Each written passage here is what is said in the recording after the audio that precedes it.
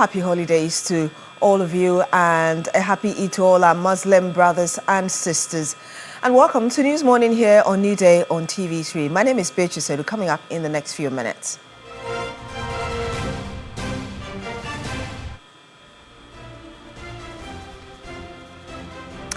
With Burkina Faso banning export of fresh tomatoes, calls intensify for Ghana to focus on improving local production of tomatoes.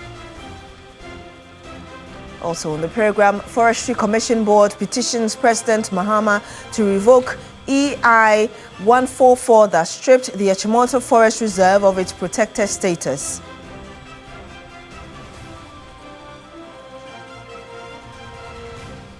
And much later on the program, Parliament ratifies new lithium mining agreement, which introduces a sliding scale royalty regime and a 1% community development fund, despite strong opposition from the minority.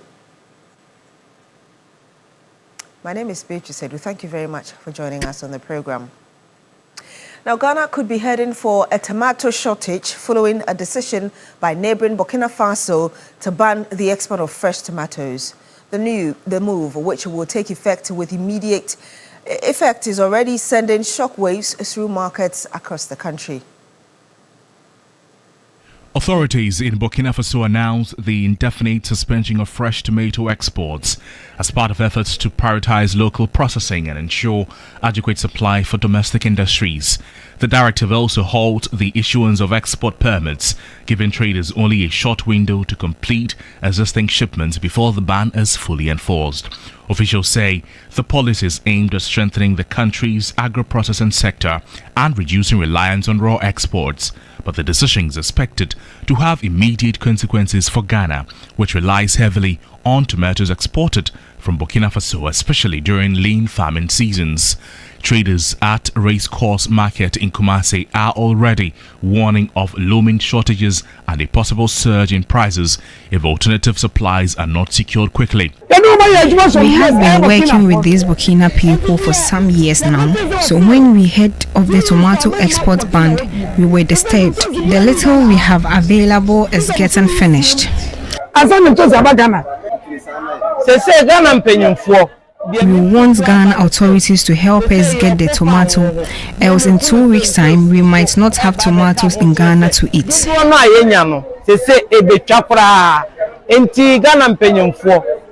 We have invested into these businesses and this sudden decision will affect our trade.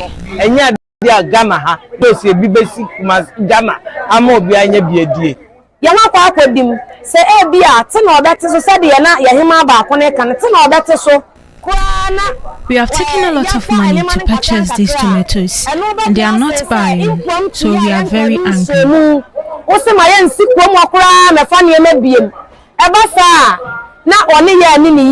The development has also reignited concerns about Ghana's dependence on imported tomatoes, with stakeholders calling for urgent investment in irrigation, storage and local processing to boost domestic production. Nana Ajinim Boateng is a member of the Tomato Traders and Transporters Association. While the ban remains in place until further notice, the only remedy to this is hustling solution, is hustling problem, is that unless we go into irrigation and we start planting our own tomatoes, otherwise we won't get tomato from the neighboring countries such as Togo or La Côte d'Ivoire. No. There's a difference between the Burkina tomato and the Ghana tomato. The Burkina tomato, the fiber content is about 90% and the water content is about 10%. So, already the perishable aspect, you can harvest it and it will be there even without a refrigeration.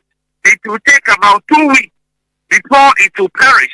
Market watchers say its long-term impact will depend on how quickly Ghana can respond by strengthening its local supply chain.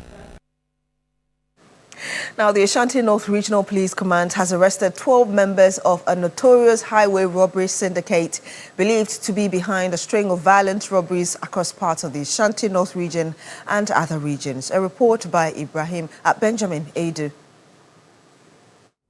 Briefing the media on Thursday at Asante Mampon, the regional commander, ACP Felix Apedo, said the arrest followed sustained intelligence-led investigation gathering and surveillance conducted over a period of about 2 months. During the operation, the police retrieved 3 locally manufactured shotguns, 1 locally made pistol, 9 live BB cartridges and 4 cutlasses. Other seized items included 1 sword, 2 knives, 41 mobile phones, 7 mobile phone covers, and 1 fertilizer bag used to conceal the weapons. He called on the public to support the police with credible information to arrest armed robbers in the area. The suspects further admitted their involvement in other robberies incidents at Mampo Jura stretch of road about 2 months ago, Offensu Kokoti about 3 months ago, Wenchi during the 2025 Salah festivities, Buku Sunyani Road about 3 months ago, Bupi Northern Region about 3 months ago. Now and they even stole cows. Obuasi about 2 months ago, where 1 suspect was killed during the shootout with the police. On the 16th March 2026, all the 12 suspects were arraigned before a Fijasi Magistrate Court and were remanded into police custody to reappear on the 14th April 2026. ACP Felix Apedo said efforts are underway to arrest 2 other accomplices who are currently at large.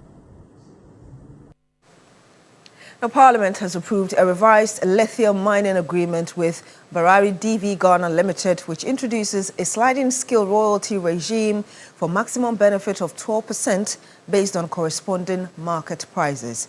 The new deal also introduces 1% community development fund for the project in mining communities. But the minority has opposed the agreement on principle that their concerns were not considered by the Lands Minister in the final draft. Christian Yale has the rest of the story. The history of lithium mining in Ghana dates back to at least 2012 when Barari DV Ghana Limited, which is a subsidiary of Atlantic Lithium Limited, started exploring in Ghana. It was first granted a reconnaissance license to explore the Ewoya concession. The NBP government first brought an agreement that pegged the royalty rate at a static 10%. NDC brought one which was pegged at 5%. It was withdrawn. A revised one which has been approved today now brings in what is called a sliding scale royalty regime, so that based on the pricing regime on the global market, Ghana gets the corresponding rate. The Minister for Lands and Natural Resources has justified this decision. There was a lot of noise made about the fact that royalty was reduced to 5%. Today I'm proud to say that at the current rate, the royalty will be 12% and not a 10% fixed rate, because of the sliding scale that has been approved by the House. The new deal also brings what is called the 1% Community Development Fund. The minority, especially the former finance minister, is of the view that 1% is inadequate. Because of the environmental concerns, communities that will be affected are too exposed. But I see only 1% of annual revenue required to be put in a community development fund. This may not be enough if you match it against the enormous negative footprint lithium production could bring to our communities. And so I propose that we should increase it to 2%, if not even 3%. The minority leader led his caucus to vote against the revised lithium mining agreement. The entire 87 minority caucus of this House votes en bloc against this, to the extent that, Mr. Speaker, the minister did not carry our concerns on board and insisting to carry the report in its present form and shape. We cannot be part of this. This agreement grants the company a 15-year mining lease, but it is renewable based on the Minerals and Mining Act. But the government also indicates that, unlike in other mining companies, that the country has a 10% free carried interest. In this lithium case, government says it has negotiated a 13% free carried interest. As many as are in favor of the motion say aye. Those against say no. Now, members, the ayes have it. The motion is adopted. The Lands and Natural Resources Committee of Parliament engaged stakeholders, including chiefs from the Infantiman area, and factored all their recommendations and suggestions into this revised agreement. But the minority has opposed it. We look forward to see how the subsequent days will turn out to be. Christian Yale, TV3 News, Parliament.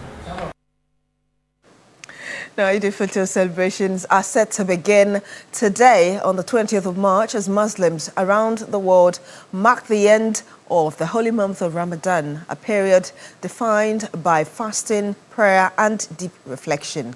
Ahead of the festivities, my colleague Noura Mohammed visited some Muslim communities to gauge the level of preparedness, capturing the atmosphere in the market and the pace of last-minute shopping as families gear up for the celebration. After 30 days of fasting from dawn to dusk, abstaining from food and water while intensifying worship, Muslims across the world have brought Ramadan to a close, ushering in the joyous celebration of Eid al-Fitr. In Ghana, the day begins with congregational prayers as worshippers give thanks to Allah for the strength to complete the fast. What follows is a time of feasting, family gatherings and merrymaking.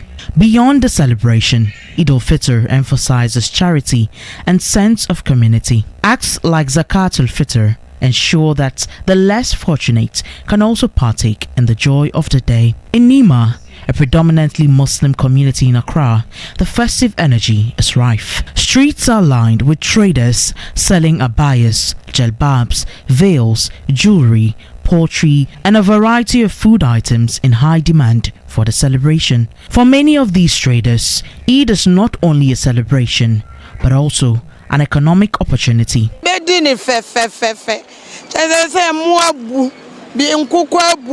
I will enjoy myself this Eid. Prices of goods have reduced and so we'll be able to celebrate it well. All we pray for is peace worldwide, especially in the countries that are currently experiencing war.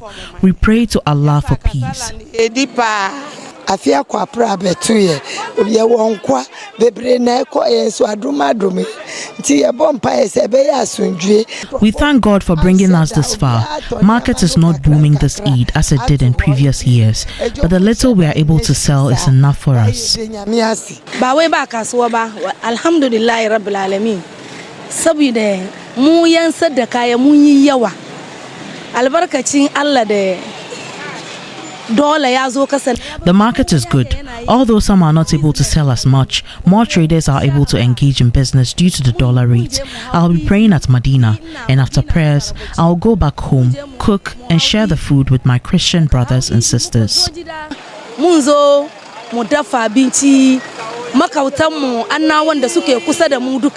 Paul Amoa, a poultry seller, business this year has been slow and less encouraging than expected. Oh, market ni dia emunya, but ya hwede anyame be ana ade no so ya ochena nti enim se chena no emu be ya na se be se ba ene ne dia enko. This year, the market for our poultry is not as good. We started selling this morning, but so far, it's not good. As tomorrow is the 8th, we hope to make more sales then. Some years, the 8 sales are great. Some years, it's not. It's normal. It could also be because people buy from co-stores due to the volume of chicken they can get with the same money. Meanwhile, Mariam, a henna artist in Nima, describes the season as one of her busiest periods. Though exhausting, she says the increased patronage makes the effort worthwhile. For some, the market may be slow. For others, it is a season for booming business. And for many Ghanaian Muslims, after the fast comes the feast. Noura Mohammed, TV3 News, Accra. Now, the Forestry Commission Board has formally petitioned President John Mahama to revoke Executive Instrument 144 that stripped the Achimota Forest Reserve of its protected status and paved the way for portions of Accra's remaining forest to be opened up for private development. The petition, submitted in January this year through the Ministry of Lands and Natural Resources, marks the first time the Forestry Commission Board has taken a unified institutional stand against the controversial instrument which was executed in 2021 under the previous administration. Deborah Abamesa has more in the following report. When the Achimota Forest was gazetted in 1930, it had a total size of 494.95 hectares. Today, it stands at just 360 hectares, a loss of 134.95 hectares, or 27% of the original cover. That loss has come from decades of urban infrastructure development and illegal encroachment. Speaking on the sidelines of this year's Tree for Life Reforestation Initiative, the CEO of the Forestry Commission, Hugh Brown, confirmed the development, expressing cautious optimism that the President would respond favorably to the petition to revoke Executive Instrument 144. It is still in force, but the Forestry Commission has indicated its displeasure with the EI and has petitioned, the Forestry Commission Board has petitioned the President through the Minister of Lands and Natural Resources for the revocation of the EI. The good thing is that even though it is still in force, no portion, no inch of Achimota Forest Reserve has been lost yet. He says that the continued existence of EI 144, even without any fiscal encroachment so far, has had a paralyzing effect on the Commission's conservation and rehabilitation efforts. Because of the EI that came into place and the uncertainty surrounding some portions, we are waiting to be sure that if we invested in planting trees or rehabilitating those areas, it will not be in vain. Because why invest your hard-earned funds in an area that's going to be cleared for construction or buildings? The statement lays bare a troubling conservation paradox. A forest physically intact but administratively vulnerable, where the threat of a legal instrument is enough to freeze investment in its future. At this year's Tree for Life Reforestation Initiative, the Forestry Commission joined the Ministry for Lands and Natural Resources, schools, communities and government agencies in a nationwide tree planting exercise. Lands Minister Emmanuel Amakofibua announced that the government is targeting the planting of 31.09 million seedlings across the country under this year's Tree for Life initiative. For 2026, we are setting our sights high with another target of 30 million seedlings. But we must do more than plant. We must nurture, because as we know, a seedling is a promise. A mature tree is a legacy. We must protect these young trees from bushfires, illegal logging and encroachment of activities like illegal mining, which we are tackling head on with our hard-working forestry guards in collaboration with the security services. The announcement, however, sits in sharp tension with the unresolved status of the EI 144. Environmentalists and conservation advocates have repeatedly questioned how a government can credibly commit to planting tens of millions of trees while a legal instrument authorizing the removal of protected forest land remains on the books.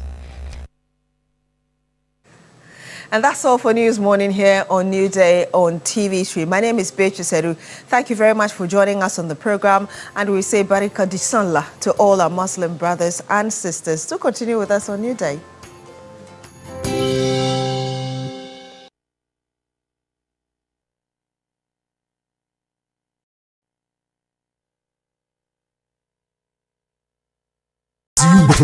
You like that, and everything around you will be affected.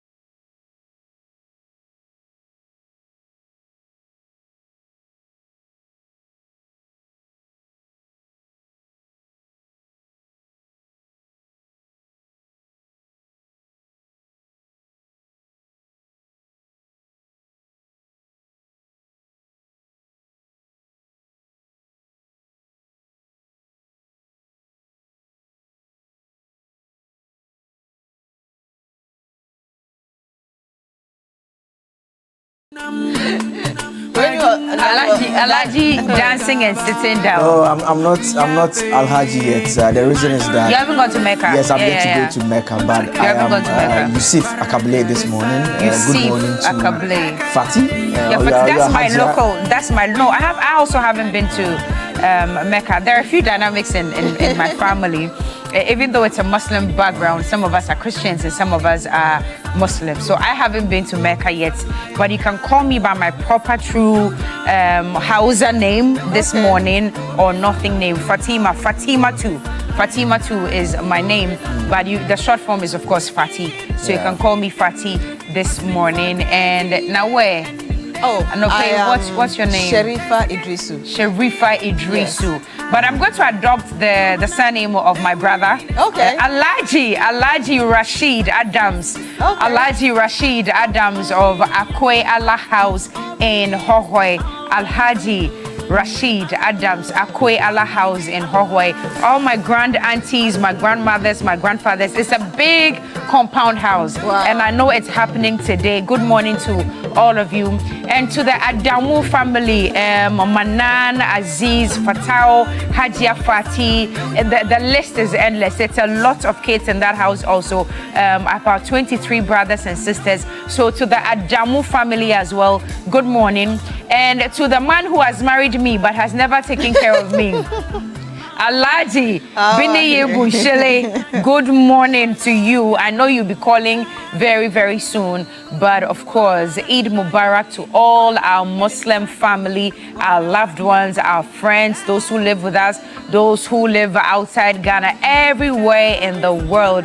We are wishing you Eid Mubarak this morning. So what did you say again, Alhaji Husseini? What's your name again? Yusuf. Yeah, Joseph. Yusuf Akable. Yusuf Akable. And what's your name? Sharifa Idrisu. Sharifa Idrisu, as well as Fatima Adams. Welcome to our special Eid edition of TV3 Newday. It's been 30 hard days of fasting. And, you know, much as fasting is good, I think the Muslim fasting is one of the hardest because you don't even drink water. For Christians, you're allowed to drink water, but for them, you cannot even drink water until you break. And I think that's difficult. And it got my brother very irritable in the last few days. Rashid, when you're talking to Kakrana di Bofu. Because... and just when it's about to be 6 o'clock, he'll start announcing, about 6 small no neighbor. Alhaji Rashid Adams, good morning to you. I hope that you're going to have a great time today. My love and my greetings to the extended family all the way in Hohoi, Akwela House. God bless all of you. You have any greetings you want to send out this morning? Oh, yes. Alhaji Kundu, good morning to you as well. Alhaji Alasan, the husband of Shamima Muslim, happy Eid Mubarak. And then, to the blessed memory, the family of Alhaji Mutala Muhammad as well. We're sending all of you love this morning. Allah continue to bless all of you. Any greetings you want to send out? Yes, special Eid Mubarak to all my Muslim friends across the country. My friend Sharif Adam is a lawyer as well. Mimuna to Habib and your husband, Mr. Habib. Eid Mubarak to both of you. I know that the period has been one of sacrifice and discipline, and we say that may Allah answer all your prayers on this magical day. Sharifa, you have something to say? Also to all my Muslim friends, as well, brothers and sisters all across the country and the world. It's a great Eid Mubarak to you. So, Barika Disala from me to you. All right. Yes. Anyway, this morning, the special announcement is that because I have a Muslim background myself, you know, when it comes to Eid, it's a lot of saraka that we do. We yachad. What's saraka? Saraka. Okay. Yes. Yachad. So it's giving of alms out there. So it means that if it's food that you have, if it's meat that you have, it's money that you have, you show as much love as you can. Inti Anope being a special day in the lives of our Muslim brothers and sisters. The cash out this morning is totally different. And this time around, listen, I'm not playing. The first amount I'm giving during this intro, me try cram 9 o'clock before I start giving out the money. So the first person is winning 2,000 Ghana cedis. Second person is winning 3,000. Wow. And then the third person will win 5. And the fourth would also win 5. So altogether, I'm giving out 15,000 Ghana cedis this morning. So first person 2,000, second person 3,000, 5,000 and another 5,000. So get in the game now. And you know I'm good for it. When I promise, you know I will deliver. Mate, let's see what's happening on the dashboard right now. *439# if you're a Telecel or MTN subscriber. You're choosing option 8, which is the MG jackpot option. Option 8, MG jackpot option. It's a special Eid Mubarak cash out session with us here this morning on TV3 Newday. *439#. First person winning 2,000, second winning 3,000, third 5,000, and the fourth person would also win 5,000. Altogether, a whopping 15,000 Ghana cedis going out there for all of you who are going to play as many times as possible. Please don't choose option 2. You're going to choose option 8. And of course, remember, Ponchine, 200 Ghana ain't to mentor. And then 200 Ghana ain't to mentor, but at least remember 200 Ghana cedi for you to buy credits this morning. So *439# if you're a Telecel or MTN subscriber, please get in the game. Oh guys, are you going to help me? Get in the game. Yes. When I say get in the game, also bones him. Hey, are you here? Bones him. Yeah. So *439# if you're a Telecel or MTN subscriber, get playing right now. 2,000, 3,000, 5,000, and 5,000. And we are giving the 2,000 before 9 a.m. We are giving. No. I'm giving the 2,000 now, just before the big issue. And possibly even the 3,000 before the big issue. So please make sure you get playing Bobo Sisia and play as many times as possible. But for the rest of the show, Akabale, what are we doing? Charlie, tomatoes, you know. And let's say, Miss Ro, that after Eid Mubarak celebrations today, we probably will run out of tomatoes because there'll be a lot of cooking. But that directive that has come from Burkina Faso is a very crucial hard blow for Ghana, seeing as we depend on Burkina Faso for tomato imports. Almost 75% of the tomatoes we use in Ghana is from Burkina Faso, and because they are also beefing up their tomato industry, they've set a tomato factory and they need all the raw material to be able to get that factory running. So there's a new directive from Burkina Faso to all African and non-African countries that they export tomatoes to, and they're saying no more tomato exportation from Burkina Faso. And Ghana is one of the countries that imports tomatoes in large quantities from Burkina Faso. How that directive is going to affect us in the coming days, we can already tell, we can already feel the heat. But there was an interesting conversation yesterday on Ghana Tonight. I've forgotten the name of the gentleman, but he seems to know a lot about what he is talking about. He says, listen, all he needs is about 8 months to 12 months. We would be able to produce tomato. I would love that we get the tape, but even if we cannot get it, he said that he can produce, or we can produce tomatoes. I mean, it's not very difficult to grow tomatoes. In fact, I've started clearing into it. No, I've actually started clearing my garden 2 weeks ago. Okay. Yeah, I've started. I want to do it on the nursery before I put it on the soil proper. And even before then, I had experimented with it in the backyard. And it works. Yeah, it works. It works, right? I just want to now do it a bit more with a bit more of pepper and the others. You see, the point is that. You remember a couple of months back, I think a month ago, when we talked about the attack that had happened in Burkina Faso. Yes, it was a month ago. You know, we all said that it was very surprising that Ghana was relying on Burkina Faso for tomatoes. Exactly. And a month down the line, this directive has come out, basically shutting the door to us. And so it's a big problem that we must discuss and look into as well. So we'll have a discussion on that, on big issue as well. Later on, we'll have a conversation about issues relating to illegal mining. The government, through one of the initiatives, have decided that they are going to register all small-scale miners across the country. This comes within the same week that we heard the president talk about the fact that they even know that persons within their own political party are also involved in illegal mining. So we'll have a conversation about those two main issues. But I guess Beatrice, Sharifa and Fatty, you both will be very much concerned about the tomato situation. Yes, honestly, before you continue though, because you mentioned Sharifa and Fatty, the Gele Center are those who gave us this beautiful headgear or the style that we are wearing. Ella of the Gilly Center, thank you very much. She woke up very early this morning to come to costume to actually wait for us to help us with the duku. Ella, you didn't tell us the name of this one. I know this is abaya. The outfit we're wearing is abaya, but the duku there, Ella, you didn't tell me. Ella, you are still in the costume room. Please come to studio right now and come and tell me the name of the duku that we are wearing. But Ella of the Gilly Center, they are on Instagram and Facebook as well. If you need duku to be tied anywhere at all, please call Ella from the Gilly Center. She'll be there to help you out. Yes, back to you, so, Sharifa. Yes, and anyway, she's very fast. Very, As very we were fast, finishing up our makeup, she was just, you know, she's doing super her fast. stuff. Yeah, she's super fast. And great. Yeah. So I don't think the word I have is concern. In as much as this may be a big blow, for me, it's a blessing in disguise. Right. And we should have done this long time ago.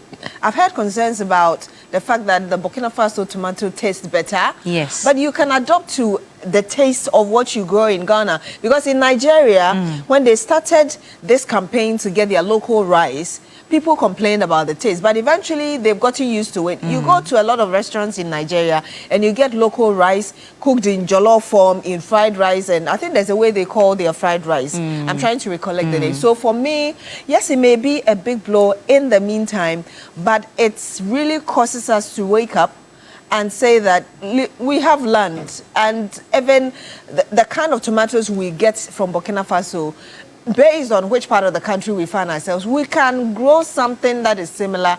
And really, it's an opportunity. We want to industrialize Ghana. Let's grow as much as possible and even go into processing tomatoes. And but one of the questions that I've also been asking, I cook a lot.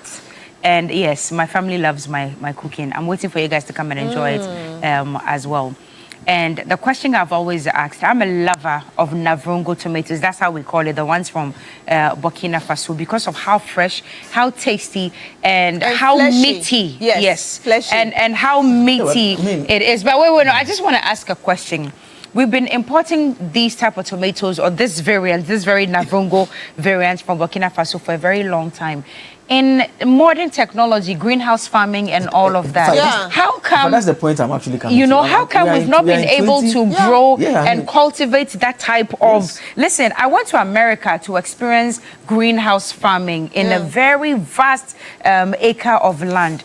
And they are able to actually grow a hybrid of orange. And even, so sometimes they are able to take oranges that are yellow. Some are also red. They merge it, and by the time the actual fruit comes out, you have a cocktail of orange in the same fruit. There's a to be fair, there's a greenhouse farm at Lagos. Of course, we do greenhouse farming in Ghana here. But of course, we do it. So I'm just asking that all these years, how come we've not been able to grow that? Because it's easy for us to get it. Exactly. And I think that we've been sleeping. Listen, even when you cook, those times when I used to live in Hohoi, that we didn't live like in a proper community. It was a compound house somewhere with bushes. When you finish cooking, utu tomatoes by the time you open your eyes, tomatoes are growing right in front of your house or in your backyard. So we've got the water, we've got the soil, we've got everything to make it grow. How come we cannot grow the same variants that we get from Navrongo all these years? Is there a technique? I mean, our lands are very fertile. I don't live too far. I don't live on the outskirts of Accra. And yet, just throw something there, and in the next few weeks or days, you see that the thing is growing. And so, really, we don't have any excuse we do for not. being where we are at all. I think that this is actually a blessing. If we want to deal with this problem, we can. And like Blaise said, it doesn't take long to grow tomato. How much?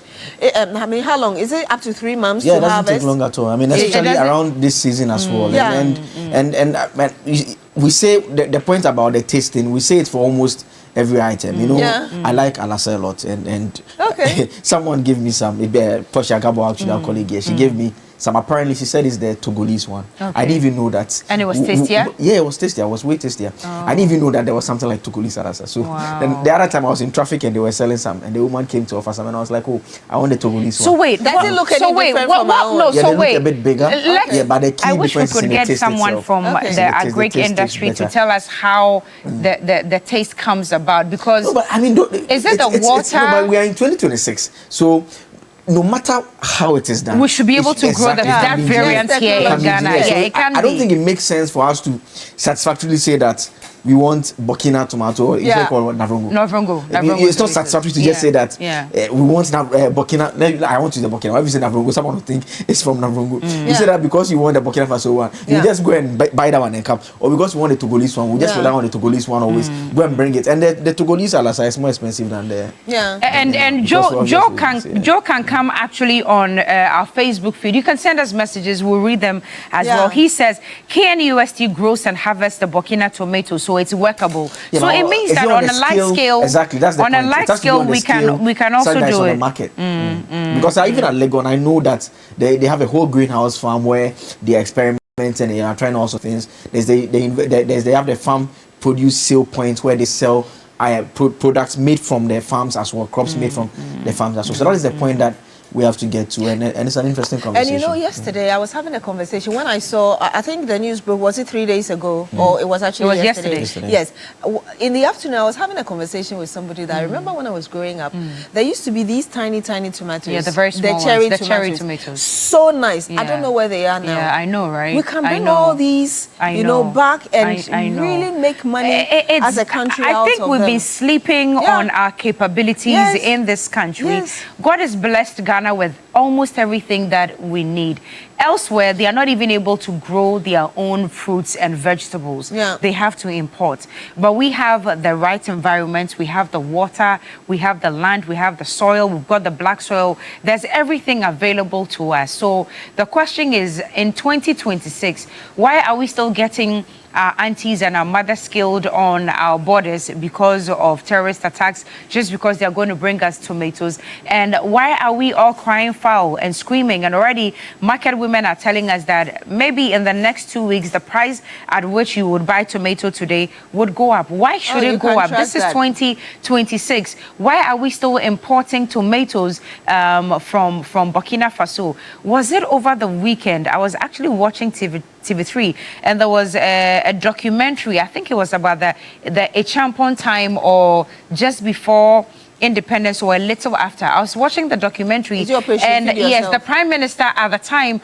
was talking about Ghana being a net exporter of food. This was 69 years ago.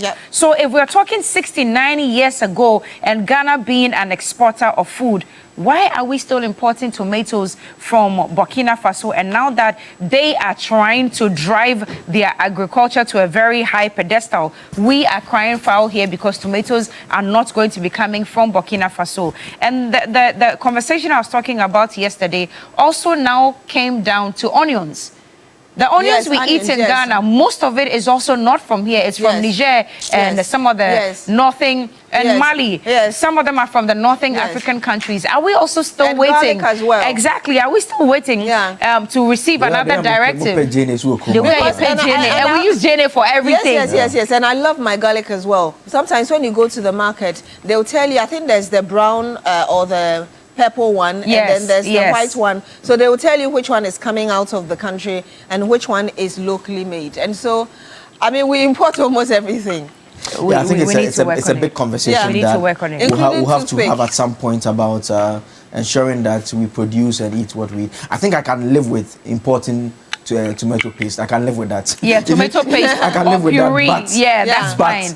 But not the tomato, the fresh. It's the fresh. Because I mean, with the processed one, you can argue that maybe technologically we don't have the funds and everything. But the farming, at least we should get to that level and deal with it. Especially how far we have come as a country. But you know, is it not a shame that Burkina Faso suddenly is saying, okay, we need to take our industrialization seriously, and we need the goods you are producing and to go into the factories or whatever they are putting in place to process their tomatoes. And we've been talking about this for years, and yet we don't seem to be making a lot of progress processing the kind of things that we have to make extra money out of them. Anyway, We'll activate the phone lines this morning, more so because it's Eid Mubarak. Our Muslim family are out there, and I'm sure that by now, in all the Muslim communities, you're getting your outfits ready. The makeup studios, the local makeup studios in our Zongos are very busy this morning because, of course, the ladies would have to look nice. And the people who do the henna tattoos and all would also that's be... what it's called, eh? Yeah, it's henna. Yeah, so, Like that, exactly, like that, to your sleeve. They would also be very busy this morning. But we're activating the phone line so you can call and wish your friends and family well. And, of course, the tomato issue is also one that is rife that we are all talking about. If you want to contribute to that, you can as well. But most importantly, we are dishing out 15,000 Ghana cedis this morning.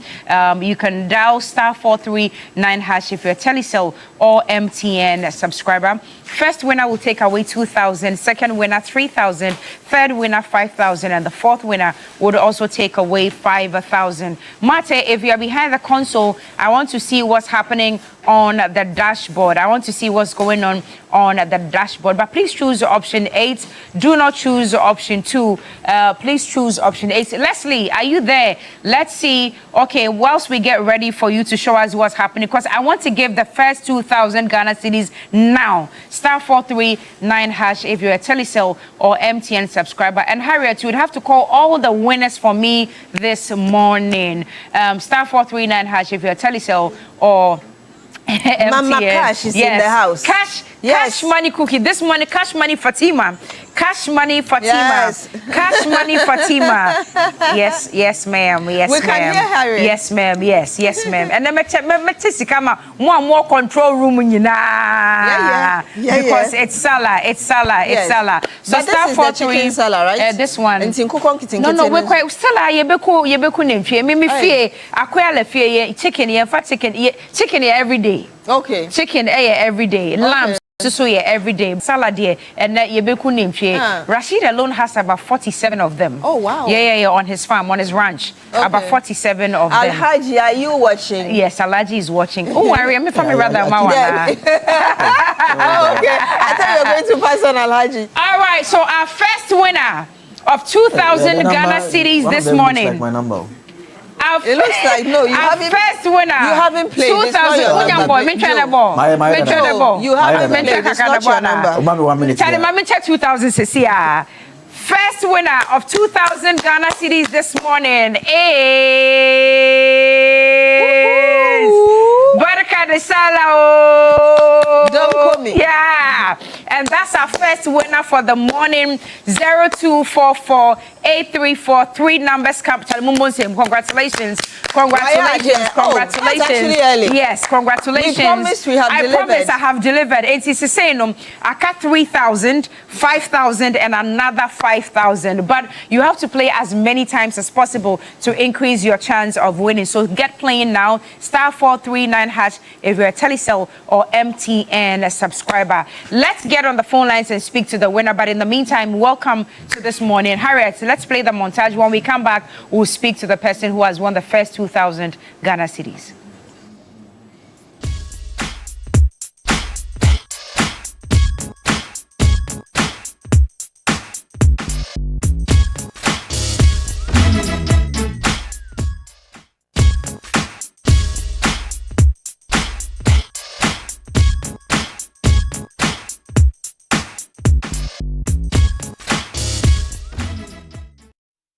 Welcome back. It's a special Eid Mubarak edition of TV3 Newday. In no time, we'll be getting into the big issue, but very rife is the tomato directive that has come, the tomato ban directive or the tomato importation ban directive that has come from Burkina Faso, the government of the Republic of Burkina Faso. They say no more importation or exportation. I was just coming to say that. No more it's exportation. An interesting way to refer to it. So it's an no more export ban. exportation. So so it's an no export more importation. Yeah, so it's an export ban. But here in Ghana, importation. Yeah, English.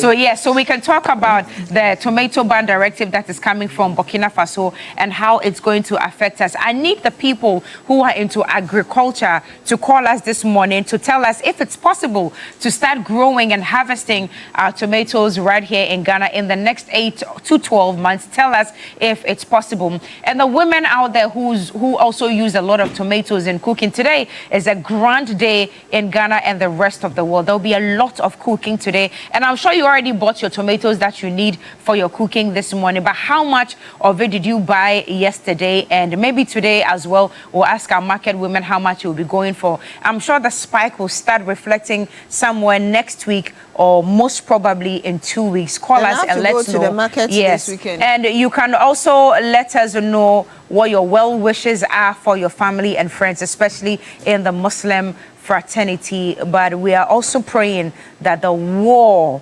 that has escalated in the Middle East, we are praying that you guys will cease fire so we can have some peace. There's been a lot of turmoil in Iran, especially, and all the neighboring Gulf countries, including Qatar, Dubai, there's Lebanon, there's a whole lot of heat in that region. And we're praying that in this very calm Ramadan season, calm will be restored, calm will prevail, cool heads will lie, and we can have our world back the way it was. Fuel prices are going high, and it looks like the dynamics in no time will start affecting Ghana, because when fuel goes high, prices on the market go high, transportation goes high, everything tends to go high. So we are praying that Allah will listen to our cry and our prayer.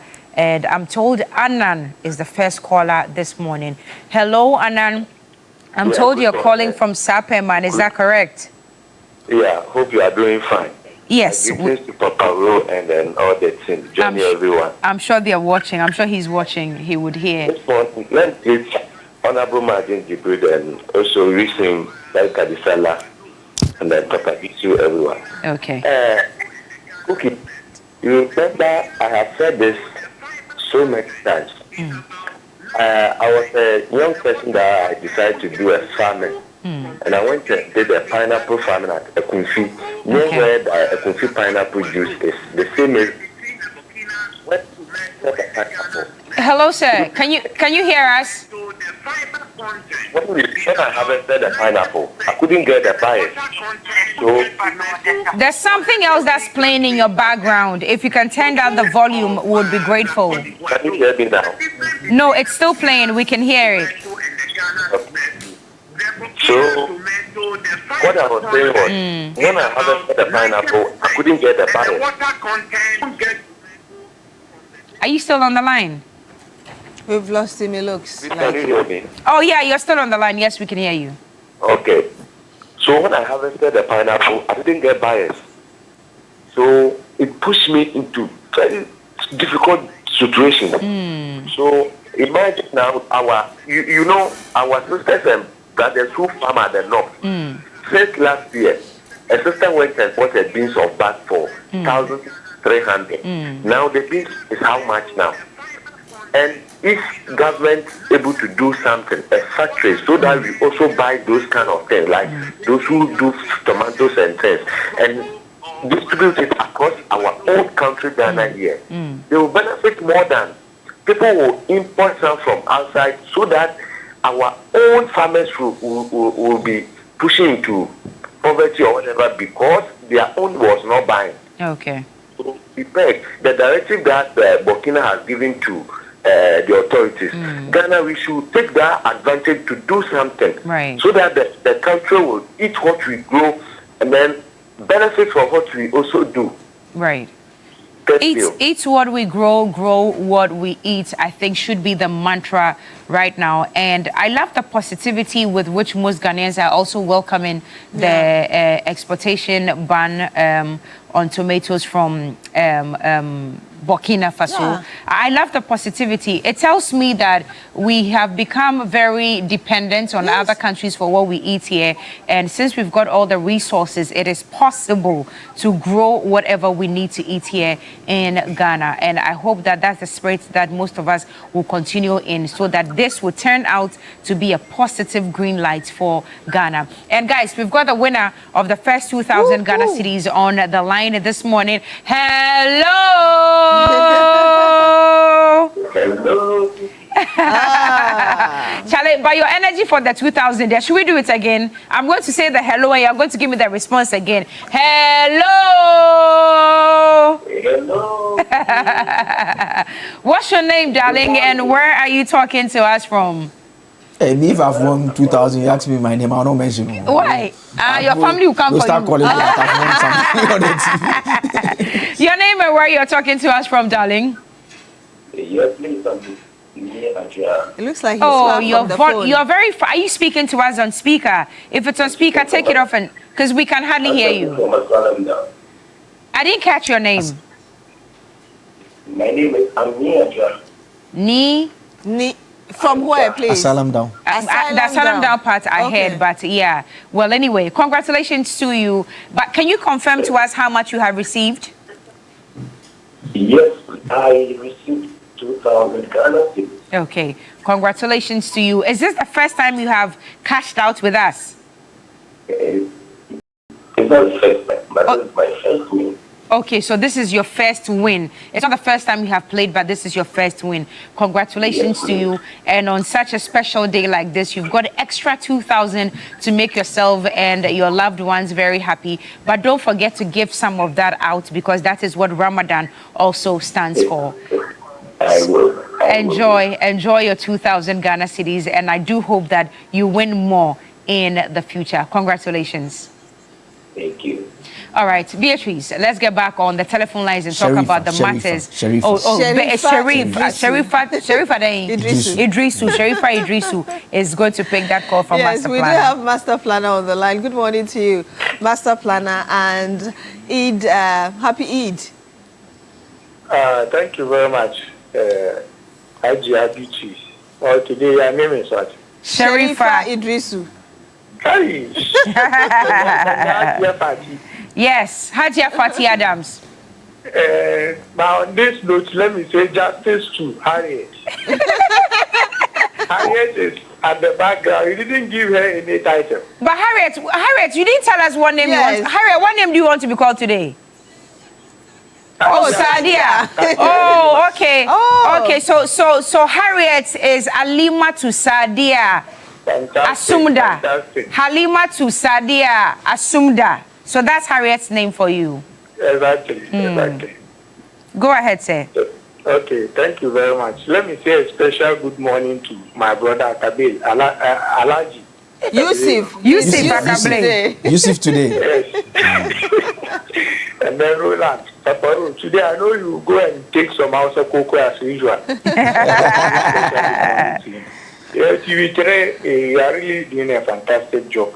Thank you. Thank you. God bless you. And then all the tools and equipment that you'll be using for your work on this special day, may Allah grant it to you. And then I pray your salaries will also be increased. Amen. So let me take this opportunity to tell your manager to increase your salary, because you really do a fantastic job. Thank you. On the more serious note, let me wish Dr. Alhaji Mahmoud Domia, President of Ghana 2029, inshallah, a happy, glorious Eid.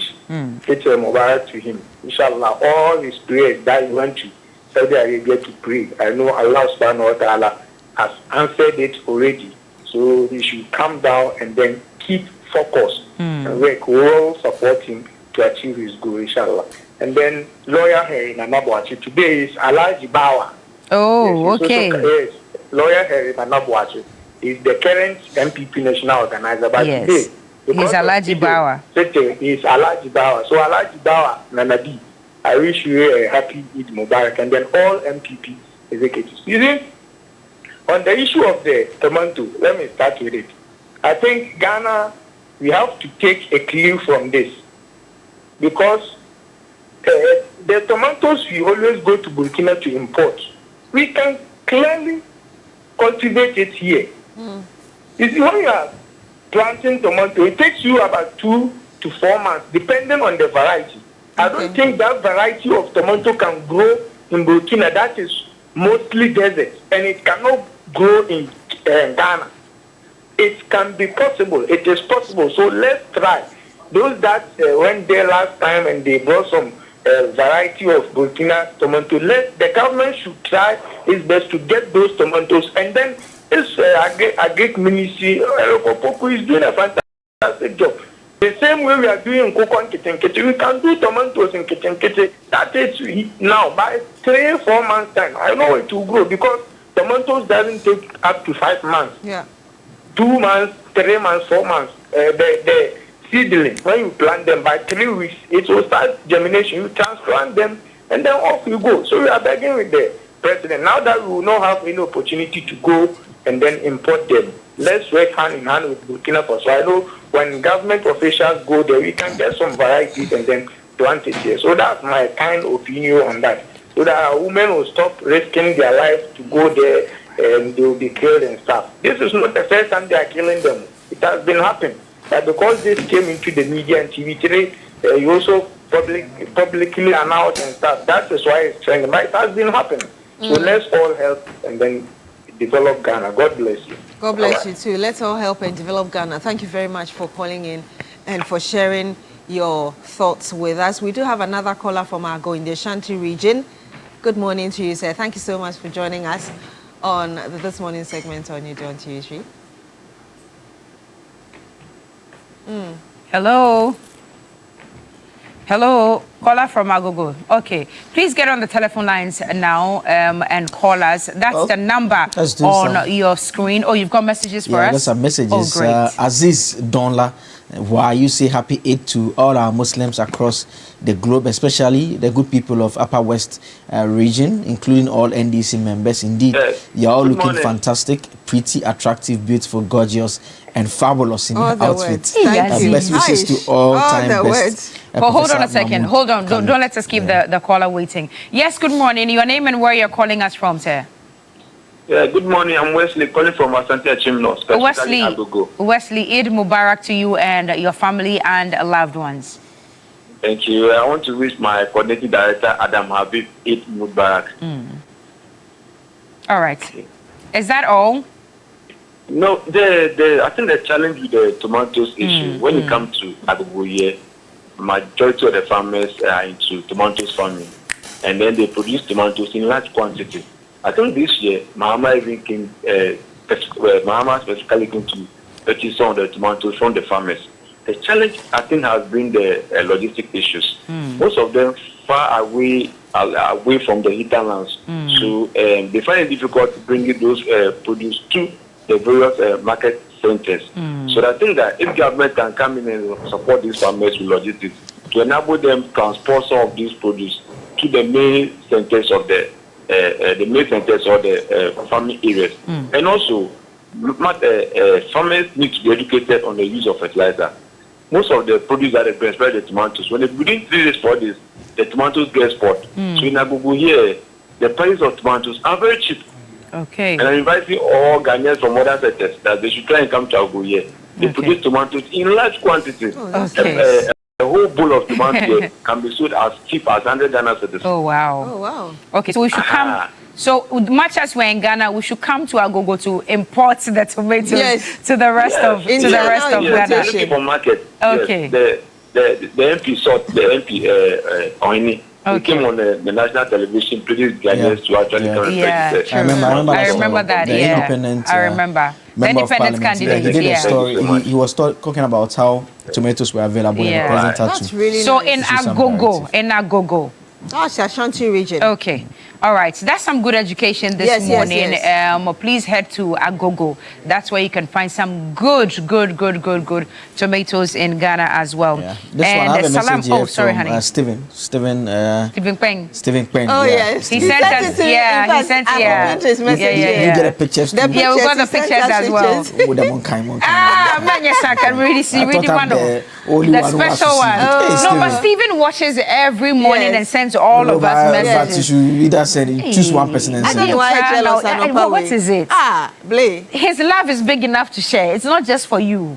Nadia Sim Cranny. Na Bema Pondon away say no bad anyway. Can you imagine? Salam Dahamani says, good morning, guys. Happy Eid Mubarak to all staff of TV3. Oh, Cookie T, you are the reason I've never won the cash out because you failed to speak even basic Kusal.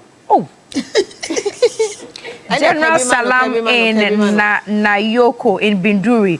Binduri too is my village, but it is your fault. You have not come for me from Accra for us to go to the village. Please, today when I close, make sure that the bus is waiting for me. I need to come to Binduri at least this weekend so that I can speak some Kusal from next week. I am sorry. How do you say good morning, Kusal? I think it's Lawela. Isn't it Lawela? Lawela is how are you? Yes. Harriet,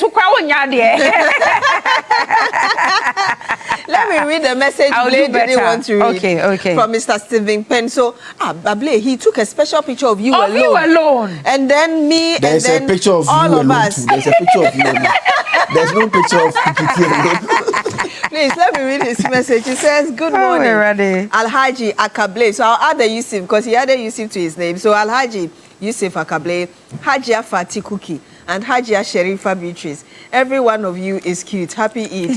Happy Eid to you as well. And maybe I should read one more before you come in. Okay. And this is from Chachuchi Kata Jr., Wow West. He says, good morning, Hajia Beatrice, Hajia Sherifa, and Hajia Kuki, Hajia Fati. And Eid Mubarak to all Muslims globally. May Allah bless our homeland, Ghana. Bless the president with fresh ideas to take the country to the promised land. Greetings to my boss, Honorable Peter Lanchini Tobu, MP for Wa West constituency. Okay. May Allah continue to protect him for Wa West. Take note. Hajia Beatrice, I already submitted your Eid package to Aziz Donla. Okay, I didn't know whether I had to read that, but thank you very much. Ernest Padmore of Bing Padmore, I've seen your message on Facebook. Eid Mubarak to you and the rest of the family as well. Sharita and the kids. Dear now came. Message Ben. Stephen Peng you were not listening to so and let's pack more of message now. Almost a package B now. I say hey, I'm not supposed to. I want to me a kind. Oh, I jump in message in the crowd. Sherifa Tugunu. All right, then let's get more messages on here.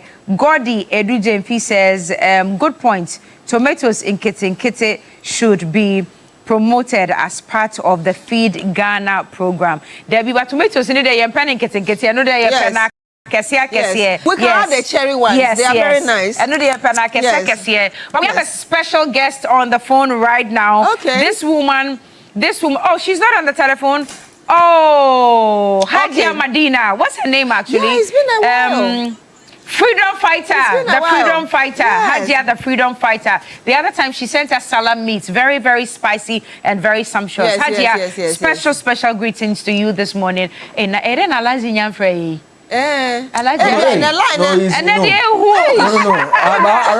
But around this time, because virtually all my Muslim friends have been sending messages to me. But he sent a message on Facebook though. I saw his message on Facebook. Oh, really? That he's watching us live.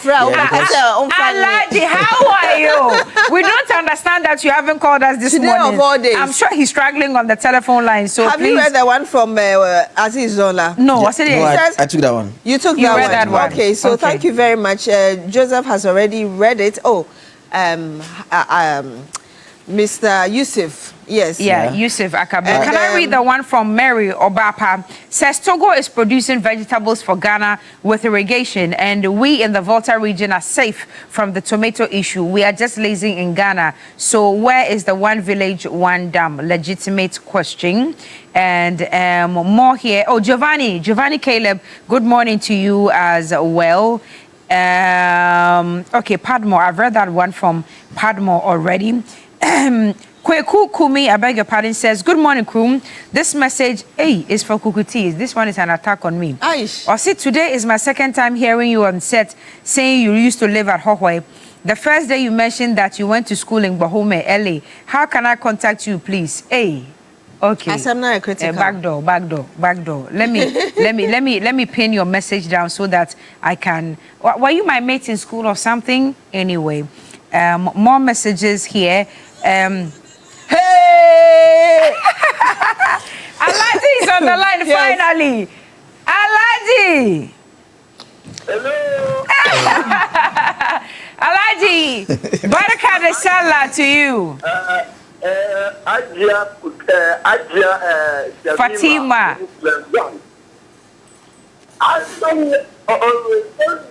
Wow. Different names. Why are you giving me Shamima's name when I already have a Muslim name? Alaji, this marriage, dear. Alaji, my name is Fatima. Fatima, you yes. Know Fatima. Oh. No, now why you not say Adia Lati? Adia Lati. Adia Lati. Okay, Adia Lati. That sounds good. Adia Lati. Okay. Adia Lati. Oh, okay. All right. Adia Lati. Alaji Yusuf. Alaji Yusuf, overall. Your name is Alaji Alasan. You know that? Oh, really? Alaji Alasan. Do you know why? Shamima Muslim's husband is Alaji Alasan, and he greets him every morning. So that's why he's saying your name should be Alaji Alasan. Let me by listening to our Muslim brothers and sisters, especially my senior brother, Komol Alaji Yusuf, and Honorable Haruna Idrisu Gangu, and my municipal chief executive, Senior Alasan Bagaman, and MP for Pusiga, as you have done that. Let me send like this to this Honorable Sojini, Honorable Apayita, entire modern regional MP, Dr. Sharif Abdul Hadi, MP from Natong, and Abdul. We lost Alaji. Yeah, he struggled to get on today, yes. and I was waiting for him to give us his last phrase of it's all good. It's all good. If you haven't been able to call, we do apologize, but Eid Mubarak to all of our Muslim family out there. Now, reminding you that Ramadan means together with loved ones. Ramadan also means together at iftar. Ramadan means together in spirit. And of course, Ramadan means together with Lipton. So this season, even though the fasting is over, make every moment better with a warm cup of Lipton yellow label tea, brewed with love and served with a smile. So share more meals, check up on loved ones more often than not, and spend more time in reflection and conversation. This Ramadan, do more with a cup of Lipton, because tea is for togetherness. And all together, we are wishing all of our Muslim family out there in Ghana, globally, in all of our zongos. Oh, Aisha Yakubu, special good morning to you as well. Abdallah, good morning. Napo Ali, good morning. And are we forgetting anyone? So we have Abdallah, we have Mutala, Nura Mohammed, Mutala Yakubu. He's a Muslim. That's Christian, right? Christian, yes. I mean, to all of you here at TV3 who are Muslims, we are extending a special greetings to you this morning. Please keep watching. We'll be right back with a big issue.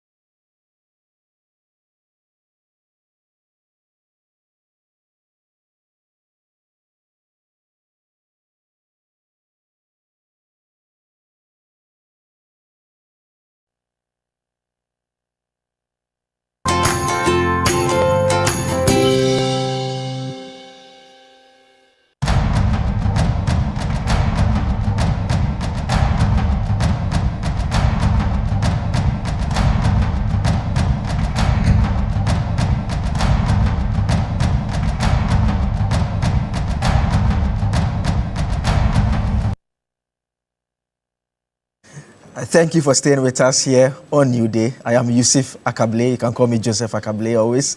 Thank you so much for staying with us. And to all our Muslim friends, Eid Mubarak once again. A lot of you have been sending your messages. You know what we want you to send. You can send the messages, but send all other things as well.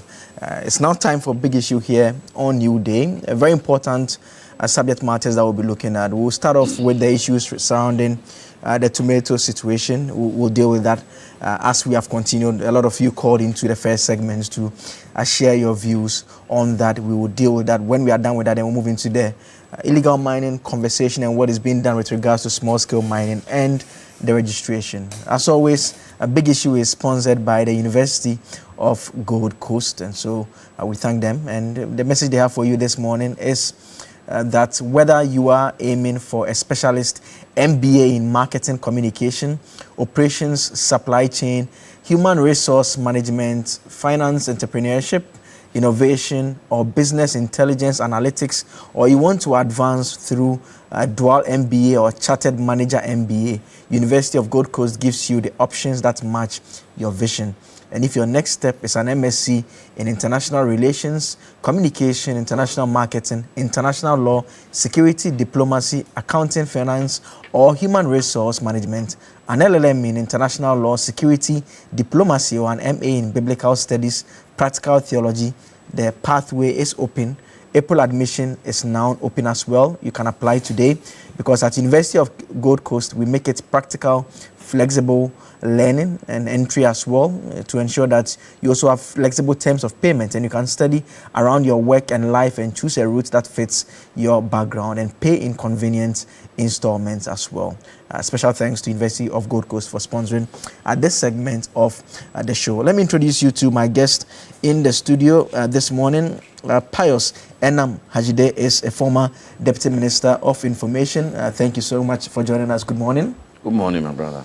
Also in the studio with us this morning, Don Kofuseni, a Deputy Director of Finance and Administration at the National Service Authority. I think I've hosted you once or twice already on the show. That's true. Yeah, thank you for joining us. Thank you for having me. Thank you all. We are on holidays. It's very difficult to get people to come out. And so if you make time to come on the holiday, we really appreciate it a lot. Sure. And also Professor Smart Sapon, regular on the show.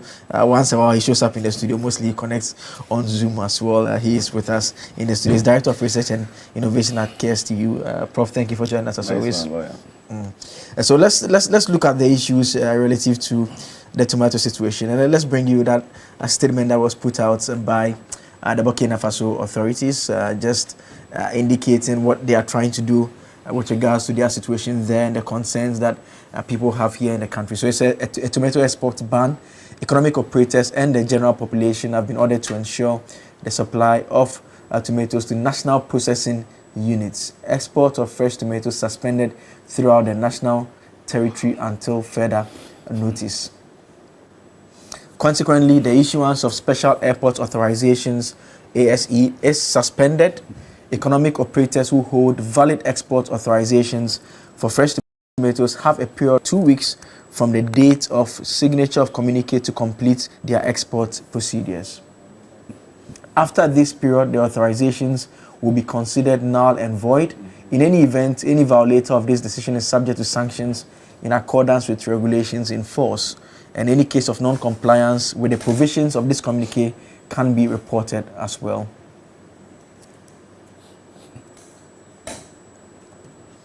So already we are hearing from some of our Ghanaian traders in the Ashanti region, especially we've heard from them. They have expressed their concern that could have implications. And during the first segment of the show, some of our colleagues, some of you, our viewers also called into the show to say that you prefer the Navrongo tomatoes. Apparently you call it Navrongo tomatoes, but it's not from Navrongo, it's from Burkina Faso. I want us to listen to some of the market women who have been expressing their concerns first. Then I'll tell you what you've been saying about the Navrongo tomatoes as well. It was some years ever Burkina Faso. And to be the what say 2 years time Burkina Faso. The first to be any Ghana. This is a machine sim and send to Ghana. Say Ghana mpenyimfo de me putu aba ne say ye kofa won ho me hunu se ntosi nso e ba be ka ho kire se dodo no ayenya no say ebetwa kora enti Ghana mpenyemfo mesra mo ni di mo nsori na yenya ntosi ni enye sa enu 2 weeks no enya de Ghana ha ntosi ebi besi kuma Ghana ama obi anya biedie ya ho akwadim se e bia te na obete so se de na ya hima ba akone kan te na obete so kura na ya fa enema nkakra eno bebo asen se impromptu ya yanka bi shemu wo se ma ya nsi kwom akura me fa ne mabiem e ba sa na oni ya ni yie. Well, interesting there. Interesting. Let me start. Come around the table quick. Let me start from Prof next to me and Prof. You know, a couple of weeks back when the incident happened with the traders who had gone to Burkina Faso, when we were having a discussion, I was making the point that I found it very disturbing that they had gone to Burkina Faso to bring the tomatoes down. And why are we not relying on what we have? Some of our callers tell us that it's not just about a supply they are getting there, because there's tomatoes in Ghana. They actually say they prefer the ones from there. They said they are more juicy and they are better. And the question we're asking is that, I mean, in this modern era of technology and everything, the other products are the same thing. In fact, Alasa, they say that they would prefer the Togo one as well. I mean, why are we... It's a bit of a challenge. You would say that we should be having even this conversation in the first place. Yeah, a very good morning to you. Good morning to my brothers with me here, and then to our cherished viewers. To our Muslim brothers and sisters too, we wish them happy Eid Mubarak. From here we'll be joining them. We'll not let them do alone. So on the issue, I think you are right. It's multifaceted, all right? So number one, we have tomatoes here, and growing up we kept referring to Akumadan tomatoes and those other areas where tomatoes were grown in large quantities. So we have some amount of tomatoes here. I don't know whether the issue is with its insufficiency, but even if it is a matter of its insufficiency, it would have meant that we have to upscale our farming on the tomatoes. But that aside, there is an issue of the taste also. You referred to it rightly. So they say the tomato from Côte d'Ivoire is, I don't know, tastes nicer in terms of its shelf life to last longer than the ones we have here and all those things. So taste also comes in. So I've mentioned one. Perhaps the one we have is not up to the number we need to take care of all of us. And then the second thing is the taste. But if these two issues are our issues, I think we can have homegrown solutions to them. Because continuous reliance on Burkina Faso or anywhere else for what you consume daily is kind of a risky move to take. For example, if I take in oxygen and the source of the oxygen I take is controlled by somebody else, let's say Côte d'Ivoire is the one who supplies us oxygen, and we do not do anything about it as a people and we continue to allow that to stay, we are seriously living on a time bomb. The day they will say we are taking off our air, what will happen to us? So I think as a state and as a people, because the taste issue is not about the state, Ghanaians have a lot of taste for foreign goods. I don't know why. So much so that they see Togo as a foreign country. Their alansa is better than... I didn't even know that there was something like Togo alansa till I was given some. And when I went to town market and I asked, they said, oh yeah, it's actually more expensive than the local one. You can imagine. And we see, and I'm referring to Togo and Burkina because I don't see, it's only administrative boundaries, they are divisions. They are the same people. When you are going to Ivory Coast, there's a town in Bia West called Akatiso. The town is Ghana and Côte d'Ivoire. It's one town. It's called Akatiso. You are here, the primary school is Ghana, and at the back of the primary school where the children play is Côte d'Ivoire. So if you say, I like Côte d'Ivoire tomatoes, what are you saying? You are not saying anything. So that thing we call taste for foreign things. We taste and we even forget that Côte d'Ivoire and Togo are not foreign. Burkina is not. I don't see Burkina as a foreign country. I see it as just like Ghana.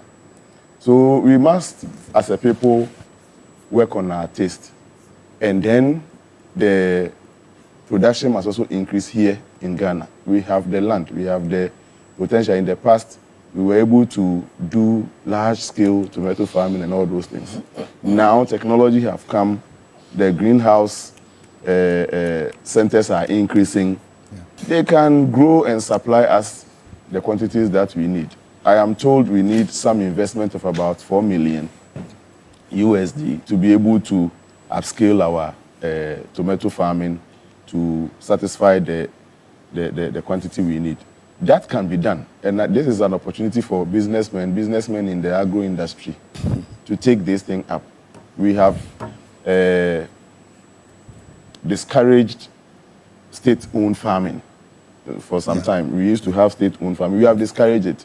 They say government's business is to create an environment for business people to. So this is a serious business opportunity I wish the businessmen in the agro industry can take advantage of and then supply. It is very, very lucrative. It's very, very, the demand is there. So let's look at these things and then begin to, but we cannot fault Burkina Faso. They are a sovereign country. They are protecting their interest. The man recently built a tomato processing factory. And who knows, he needs the raw material to feed that factory. Yeah, so he says those that goes out as fresh tomatoes, he is banning it. He needs the tomatoes to power his processing plant. You can't fault him.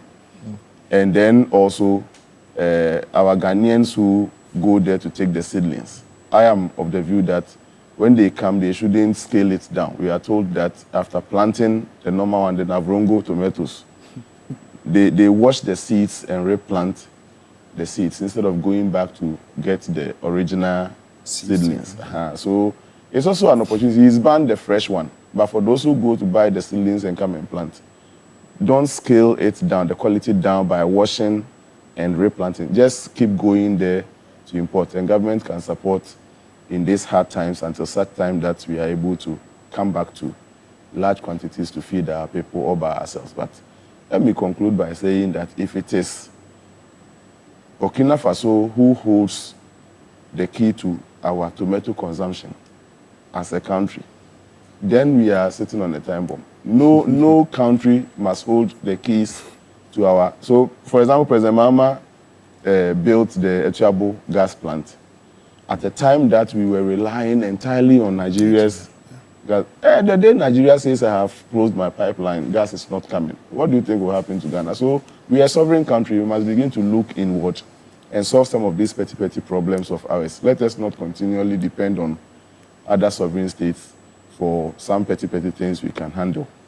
Else, like the women were frustrated and they were saying the day he says the man should give them no my time cry. You can't bear your amount 2 weeks.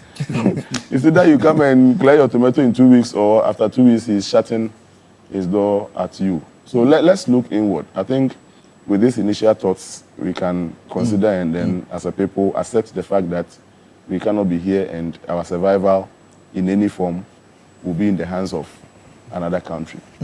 Let me come to Mr. Fuseni now. Mr. Fuseni, I mean, almost all governments, you have one agric program or the other.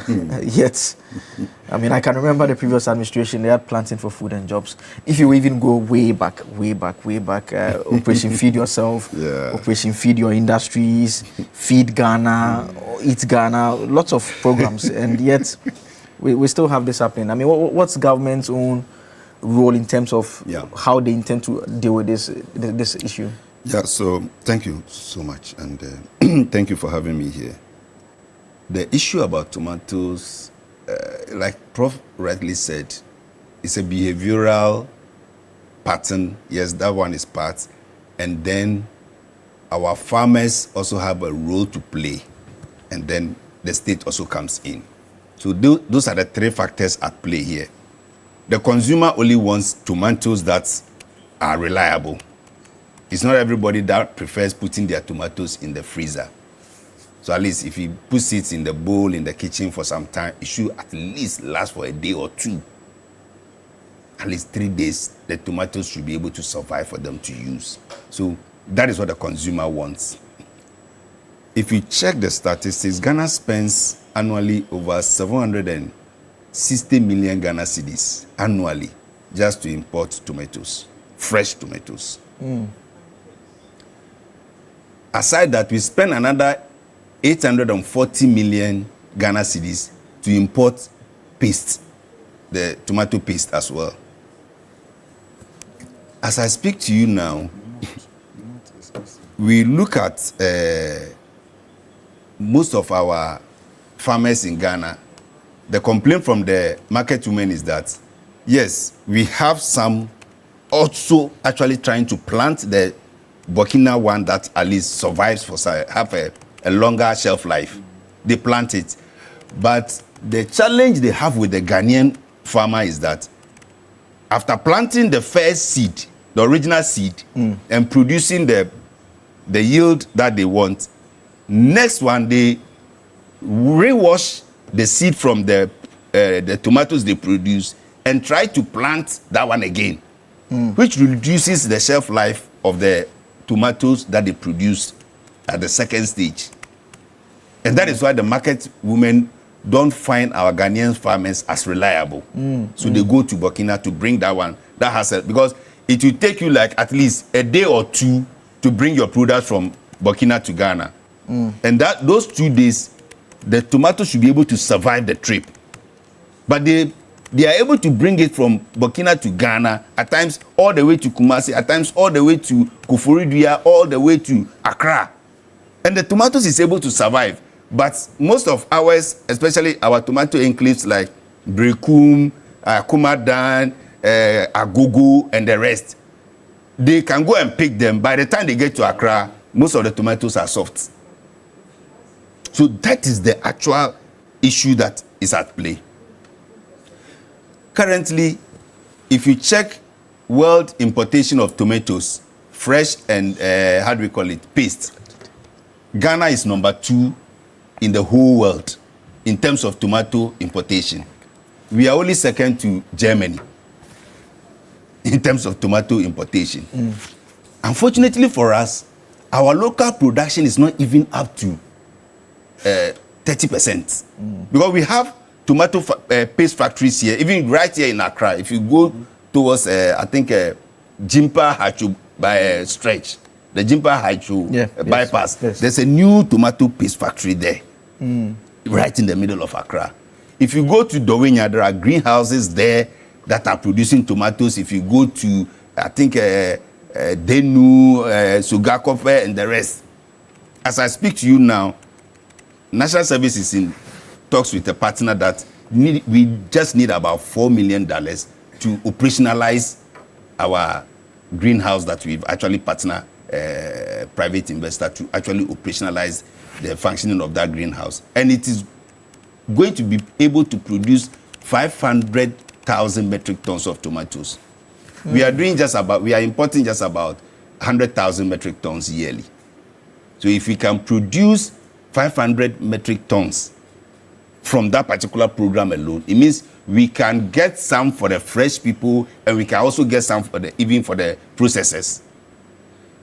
I don't blame Burkina like Prof is saying, because just last 3 weeks, some of our own traders compelled the finance minister to ban land transit of some goods, including tomato paste. And Burkina takes all their tomato paste from Ghana. So if you ban the land transport of tomato paste, it means Burkina is totally out. Because Burkina doesn't have a good terms with Côte d'Ivoire. They are not in good terms. Burkina is not in good terms with even Togo. So how does Burkina get their goods by sea? So the only option left for Burkina now is to also stop the export of raw tomatoes, so that they can also use it to process it in their town, in their country, to be able to do the paste that they want. So yes, if I were in the shoes of Burkina, I would have also taken such a decision. So I don't think it's with malice. Yes, we can have a discussion with them. Let's do it by phases. And then like Prof also said, if you are banning the fresh tomatoes, yes, we have CSRR here who have developed local seedlings that also can compete with the Burkina brand. But it looks as if because our consumers are a bit fixated on this one, that is fine. Then let's also have the seed production here. Even if you not sell us the fresh one, give us the seedlings. Then I think that is where Ministry of Agri can also come in. For us as an institution, we can stick to the laws and obey the laws if we are up and running. And I was joking with Prof that one private businessman in Ghana, one Bugatti is like, how do you even call that? Is it Bugatti? It's like $3 million. They should just sell one and come and support National Service to even start producing our tomatoes. So it is not something that the state alone can do. And this is where businesses should also look at. Because now, when rice was a problem, people started going to rice cultivation. I remember Senyo Hosi, Honorable Akando and the rest, even my own brother Nitiwu, the kind of rice farms they have, you run away. Even some of them have rice mills that they can produce the rice, mill it here. If you go and see it, you think it's from outside. So this is the time tomatoes is also becoming a challenge because we are importing so much. And it's not as if we are not producing. Agogo, there was a glut of tomatoes. The president had to intervene. Yes. Go to Brekum and see the same thing. Akumada, it's not as if the tomato is not happening at all in Akumada. It's happening. But the type. I mean, is it fair to say that there's a bit of a clear-cut policy failure, not just limited to this government? Because, I mean, you made reference to the glut that we had. I can say same for something like mango. I mean, if I went to Somenia last month, I mean, the mangoes are just by the roadside. A lot of them. Even a Jura and the rest. Yeah, I mean, so it clearly shows that it's not necessarily a production problem, but there are just a bit of gaps. Our biggest challenge when it comes to tomatoes in Ghana is the post-harvest losses. Okay. We do almost 47% post-harvest losses in tomatoes alone because we don't have means of storage. I chanced upon a meeting with the Ministry of Agri where a private investor wants to bring in these refrigerators at all the tomato production areas that can hold the tomatoes for at least 5 to 7 days. Then you can now transport. But the challenge, to me, the challenge is if we will accept that our farmers can also assure the market women and then the consumers that, yes, this time it is not going to be plant, harvest, wash, and replant. There should be that is where the Minister of Agri can come in for enforcement. Because in Burkina, they are not doing anything exceptional. But it is the law that you can't rewash and replant. That is the law in Burkina. So once you plant and you harvest everything, let everything go. Then when you, at least one tomato stick, I think you can harvest like 2 or 3 times before it goes off. Then you go for fresh seedlings and you come and plant again. So whilst they are planting, they are nursing fresh seedlings already. So that once once this one is gone, they replant. All right. So I think it's just behavioral. Yes, Ghanaians, had it not be even for the sake of Zambia trying to laugh at us, the chiefs were able to market our kentes very well. Until this recent banter, Fugu was almost dying. But now, thanks be to God. So it's a behavioral thing. We can do it. Someone is telling me that you're actually a poultry farmer. You say you're a poultry farmer. Oh yes. National Service. We have a 100,000 capacity poultry farm just at Papao. Oh, I see. Yeah. Even today, I will bring you some. Don't worry. Yes, Hachu. And Prof, someone is also asking me to find out from you whether you are into tomato farming. They said the way you were analyzing the tomato situation. I am a farmer actually, but not into tomatoes. No, but National Service is actually doing tomatoes. We did 50 acres at Abutentry in the Central Front Plains, and another 50 acres at Yape. And currently we are doing about 50 tents greenhouses at Dowinya. We are doing tomatoes and cucumber there as well. I see. I've delivered your message. My senior at the bar, Godwin Edujita Maklu, head of the NPA. I've received your message. So he's not a Muslim. Yes, so he's not part of the chicken. I'm not giving him chicken. With me, thank you. Thank you as always for joining us and contributing. Let me come to you, Mr. Ajide. I mean, what's your own understanding of the situation and what do you think can be done about it? Well, thank you very much, my brother. Let me join my colleagues in wishing our Muslims, brothers and sisters, Eid Mubarak. We pray that this holy season of Ramadan, the prayers that they have offered for our country, the Lord Almighty Allah will hear those prayers. I want to congratulate them for their endurance, 30 days fasting. And I hope and pray that the renewal that has come shall affect all of us. I particularly also wish to, send a special congratulatory message to the flag bearer of the New Patriotic Party and his wife. Inshallah, the first family incoming. I want to share my commendations and to congratulate them most strongly on this auspicious occasion. I think that this is a major matter.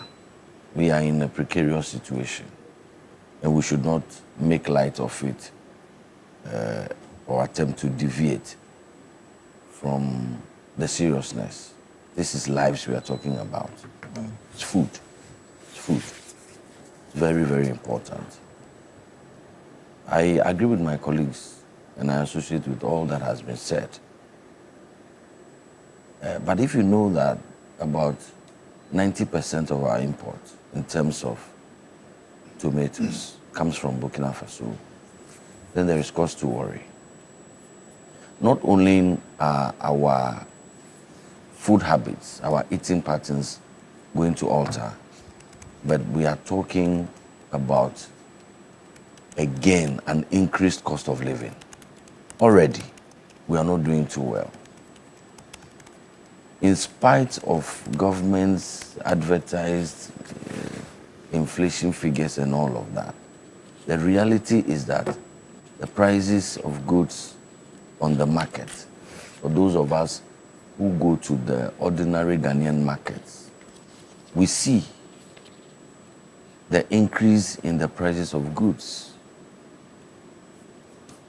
There is no meal that a Ghanaian will eat, or very few meals that we eat as a people, that does not have tomatoes in its preparation.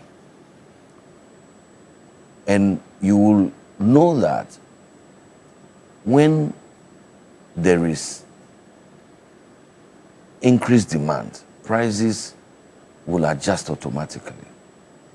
So what I foresee is a rise in the price, and we are talking about an astronomical rise because 90% of the imports are not going to come in. So you can imagine an astronomical rise in a major ingredient like tomatoes. It will cascade across board. And that is why I am saddened that we have not heard any response, any meaningful response from government. Yes, I associate with the invitation to private sector to come in and all of that. But we must have a short-term, a medium-term, and a long-term approach to dealing with a crisis that is unfolding before our very eyes. This ban was announced, I believe, on the 16th of March. It's been 4 days. We have been given a 2 weeks window. I would have been eager to hear some assurances, some interventionist approaches. What do we do in the meantime?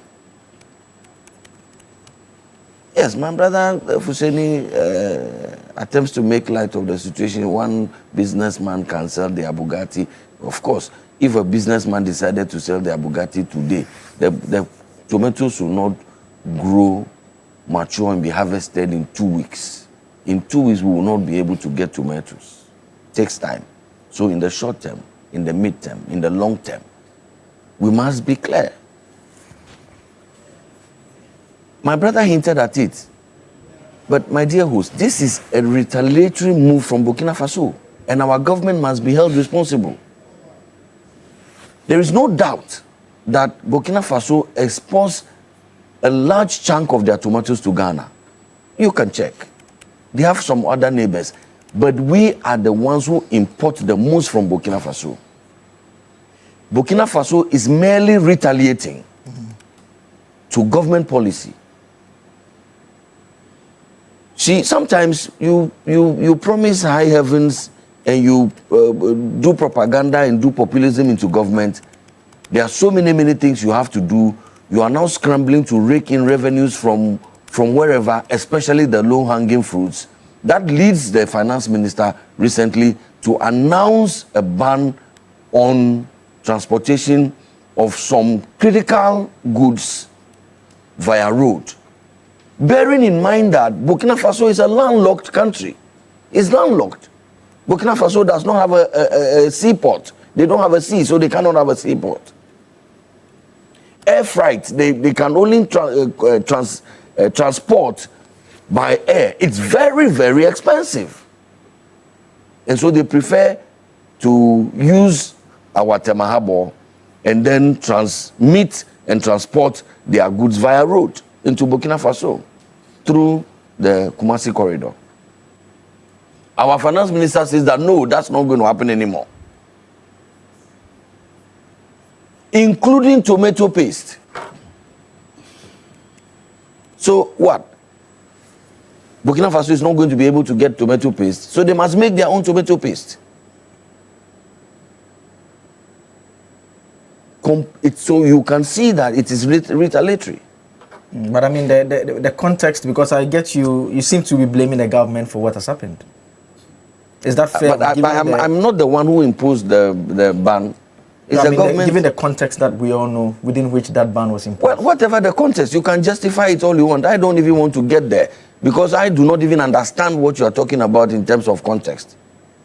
I mean, you cannot visit your own incompetencies. The failure of your own systems cannot be visited on your neighbor country that uses your corridor to import their things. You must bear in mind that, so well, if you say context, well, they have their own context. Your context are determining their context.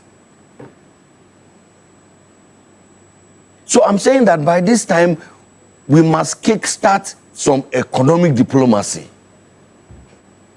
It's not about Chatham House and our foreign minister going to talk above his head and make revelations unsolicited that have the capacity and tendency to even put Ghana on the spotlight. That's not the kind of diplomacy. This is the time that our diplomacy, economic diplomacy must become active. We must start some engagements, probably review the ban and discuss with the Burkinabe authorities how whatever challenges that we have in terms of transporting goods can be strengthened. What can we do to strengthen and plug any gaps and loopholes that may exist in the meantime? I mean, substantively, if let's hold on the ban and everything. Let's look at still staying within the context of the importation of the tomato itself, because assuming the ban was not imposed and they are not retaliating like you want to call it, we still have a problem with the fact that over the years, successive governments, we've had a situation where we are still importing from Burkina Faso. That substantively is a problem. You're right, but that's a mid-term, long-term approach. I'm saying that the people of Ghana are going to be feeling the heat in 2 weeks. We cannot pretend and bury our heads in the sand and play the ostrich as though there is no clear and present danger. There is. And we must deal with that. As for the verbal diarrhea of what must be done, private people must come in, and then national service will do their bit, encouraging and all of that. Yes, that one we can all go on about it, but it does not resolve the matter at issue. Okay. Which is that the people of Ghana are going to have to pay more for the food that we eat. Which is that our habits, our eating habits will have to change. Now we have to find creative ways of cooking our food without adding tomatoes. So we have to deal with it. Okay. And having said that, then we can now make some suggestions about the medium term and long term, which is to actually again invite the government to intervene in the agriculture sector. It is supposed to be our mainstay, the mainstay of our economy. But under this administration, what are we seeing even in terms of benefits to farmers? You can check with the cocoa farmers, for instance. We talked about, private sector must come in, and Professor Smasapon talked about the business of government not being in business, but to create the enabling environment. So what enabling environments are being created? For instance, I can tell you that under the previous administration, for instance, in the matter of maize, we moved it up from 1.8 metric tons /HA to some 4.0 MT/HA. From 1.8 to 4.0. There was a policy. We did the same for rice, 2.7 to 4.5. There was a planting for food and jobs, which allowed for government to do some direct support to the farmers, subsidized fertilizers, improved seedlings, for instance. Those are the kinds of interventions we should be seeing. It is not just about inviting the business person to come. The business person, that is what Burkina Faso did. Where are the irrigation facilities? Where are the irrigation facilities? So government must walk the talk, and we must put our monies where our mouth is, which is in agriculture. Okay. You check the budget that was read, and then you want to do a comparative analysis. How much allocation was made to the Ministry of Food and Agriculture, for instance?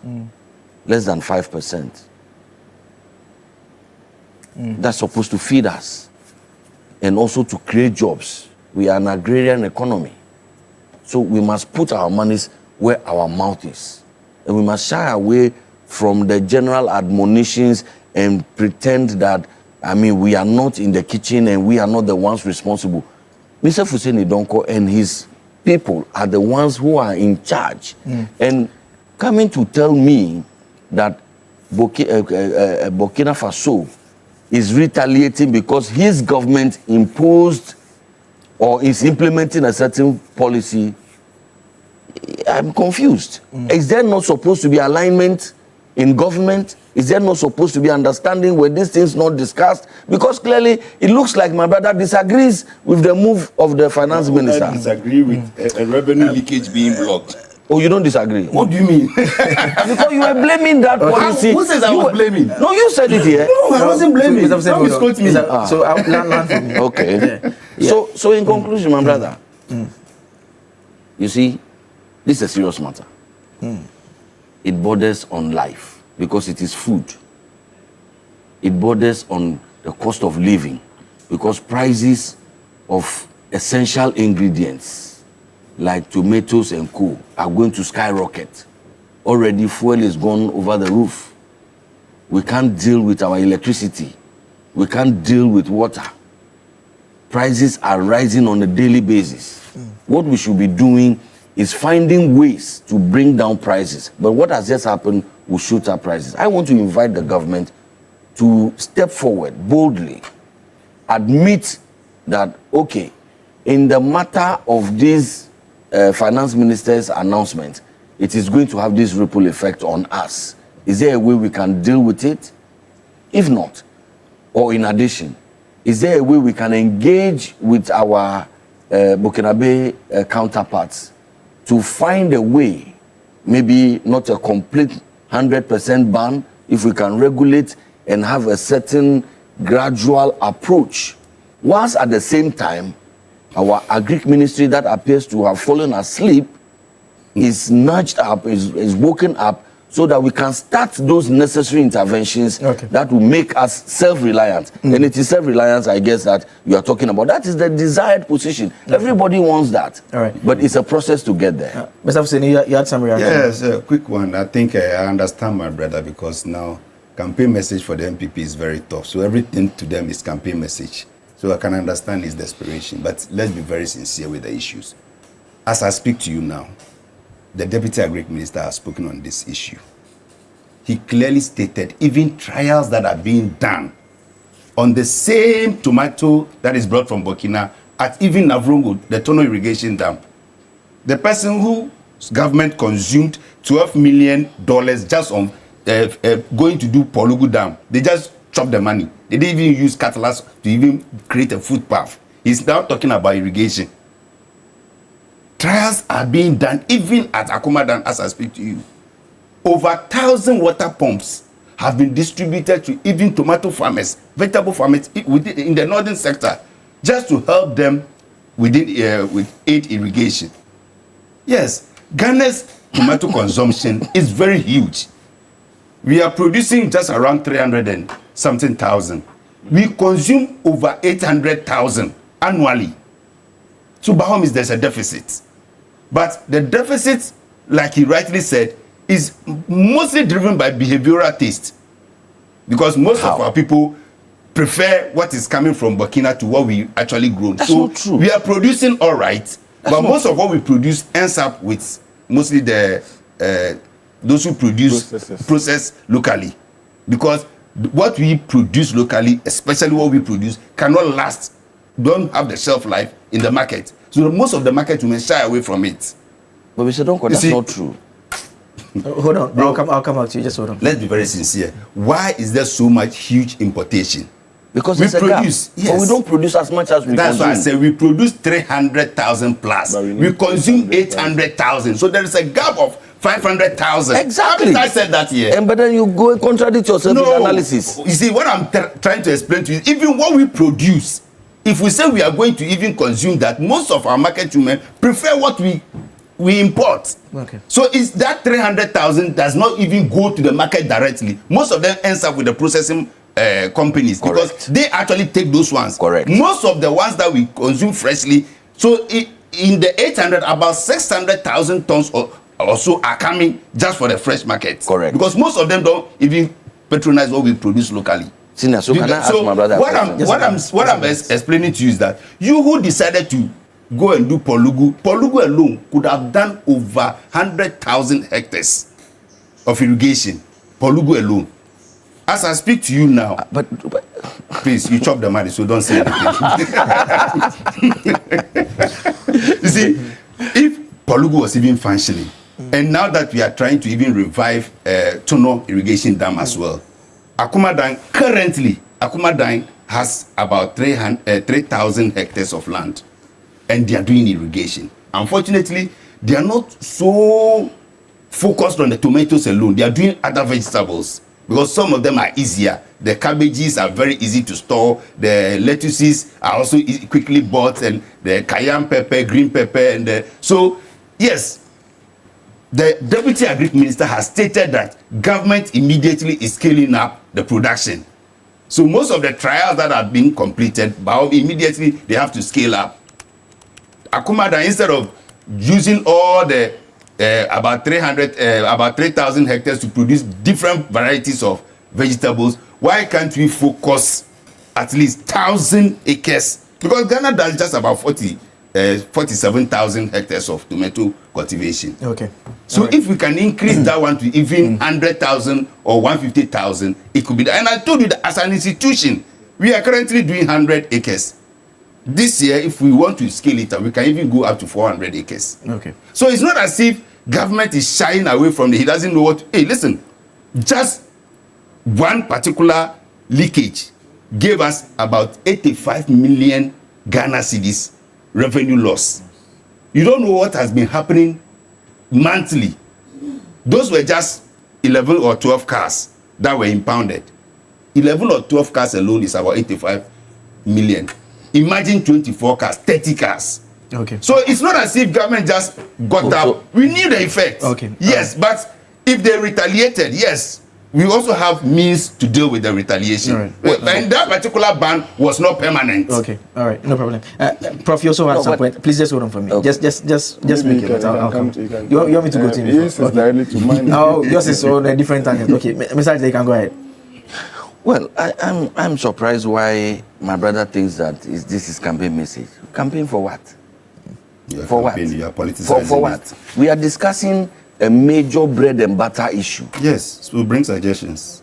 About the life of Ghanaians, food that we eat. And I'm pointing out some very serious gaps and limitations in the approach that our government is adopting. And my brother thinks that it is campaign. They are still in the politics mood. And that's why he will go to Polugo and say that somebody chopped $12 million and you allowed it to pass. About is the money? If this is the man in government, yes, and you are responsible, and we have chopped 12 million of the people of Ghana's money, and you are watching us, then stop talking about it.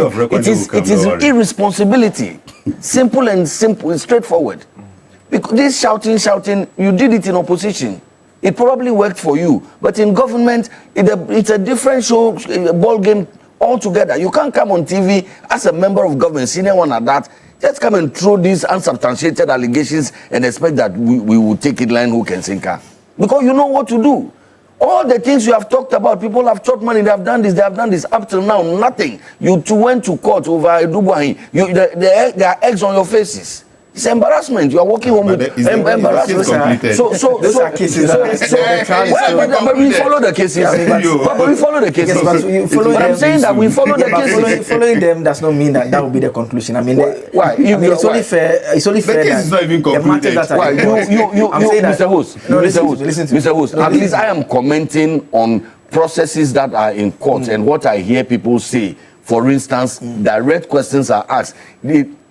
Is the man, in your estimation, guilty of something? An officer says no, it's not. It's a practice that is standardized. That's what we do at the national security all the time. And we hear it, and I hear it. I can't comment on it. When he comes here and says 12 million, I'm also speaking about an audit report. That one, no question. I'm talking about audit report. No question. I'm talking about an audit report. In any case, an audit report is not a finding of guilt. You should know that. I can also talk about it. I'm saying that you have no problem. So you can talk about it. But the host allows you to talk about it. But when I'm talking, no, he's interrogating me. But let me continue. You said somebody has won a court case. While the case is still in court. I'm not interjecting you. I'm only drawing your attention that the matter is pending in court. But you didn't interject to remind him that this is only an audit finding, which is not even a matter that can be prosecuted. He has to go to court. It's a final report. Oh, look at this. It's a final report that you took money you were going to work there and you came back and said, it is my time. You're asking me to come down. I'm not asking you any question.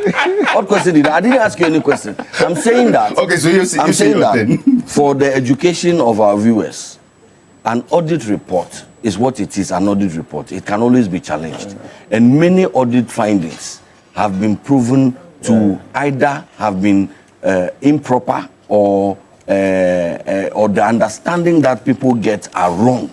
And so, an audit finding is not a judgment and a finding of guilt. You must understand that. But I'm saying that. But somebody saying it's a standard practice at the national security is a judgment. And that one is egg on our face. Is that right? You went and told us that. You told us that it is not standard practice and that he did it for the first time. It is supposed to be criminal. But now let me come back to the main issue that I'm raising. My issue is this. That you are a government in power. You imposed a certain ban. Your finance minister imposed a certain ban. You claim that 8 trucks, you know the number of trucks that ply these roads on a daily basis? You claim 8 trucks 12 have been found to have been culpable of some wrongdoing.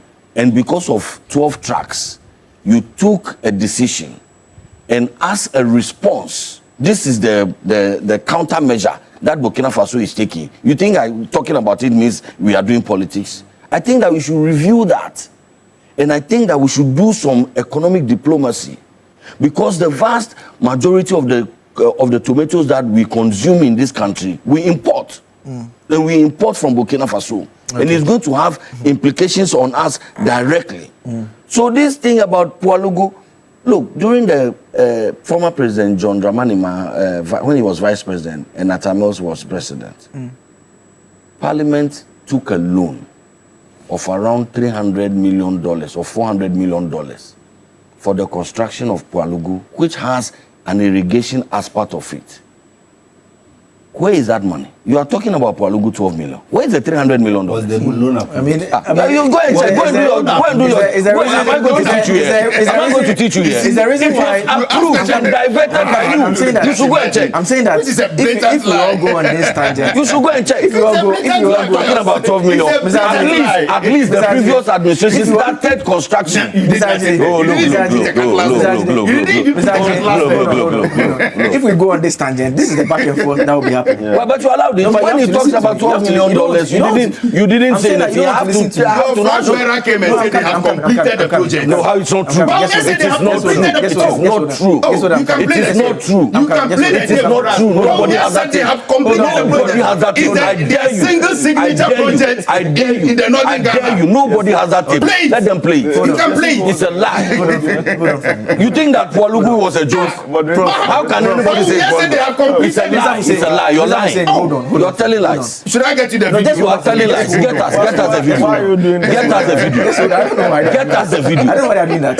You see, Mr. Ajide, Get us the video. I'll get it for Mr. you. Ajide, the point is that when you are speaking, there are instances that I'll come in and I'll ask questions. But you don't just come calm down. in when it's you don't want to talking. listen at all. You don't want to listen at all. You don't want to listen at all. I'm saying that there are instances that I'll ask you questions. When he was speaking and you wanted to come in, I told you that hold on and take your note. I'll come to you. But when I was talking, he came, you didn't tell him. No, you're not listening to what I'm saying. You just. But you also are not listening to me. Okay, when I was talking, when he was talking and I wanted to come in, you said I should take notes. Yes. When I was talking and he came, you didn't ask him to I was telling him to calm down. I told both of you. It means you are not listening to me at all. Anyways. He doesn't even intend to take notes because he brought nothing. He brought nothing to take notes with. He's doing WhatsApp. People are sending him fake information.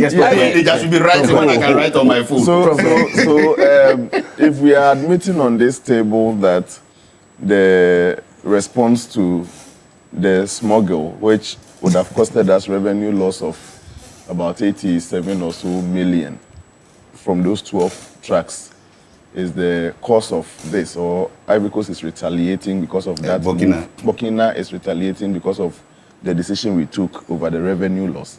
Then I think it is a wrong move. We have to take responsibility of guarding the things that leaves our port and ensure that the right duties are paid.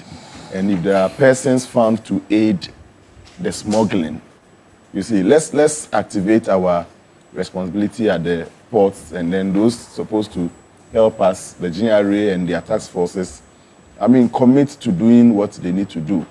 In this technological age, we shouldn't be doing things manually to the extent that we are unable to track the vehicles. So, for example, they say we are not going to Burkina, so we are not paying duty. Meanwhile, they are going to Burkina. Or sometimes they say they are going to Burkina, so we will not pay the duty here. We have another duty to pay there. But they stop and branch somewhere in Kumasi or somewhere there. These things are what we are talking about, and it calls for responsibility on the part of the GRA and the task forces that supports their work. Tracking and all those things. These things can be done. I think the ban can be reviewed, and then a more stringent or technology is brought in to aid in monitoring the movement, and then Prof, even the minister said it very was lazy a temporary intervention, just to make sure they put in systems that can check it before they open it. A very lazy approach. So that's what time would allow us in relation to this first but let me land in a minute. Lawyer, I'm landing in a minute by saying, in the meantime, while we are at this, we should count our 2 weeks, that after that there's not going to be any such tomatoes in our system. So what is the response on the part of we, the citizenry? My biggest question is, why are women would use both tin tomatoes and fresh tomatoes. What is the difference between fresh tomatoes? I think maybe on your social media... They use the fresh one as the base. Then eventually when they are almost done... For flavor. They add the other one as well. The flavor is tomato flavor or tomato itself. So the fresh tomatoes... Yeah, but mostly when they are doing the stew, they use the... The raw one. The fresh one has a different flavor altogether. That is what our brothers do. Tomatoes. You are using the tin tomatoes as tomatoes. They add it after.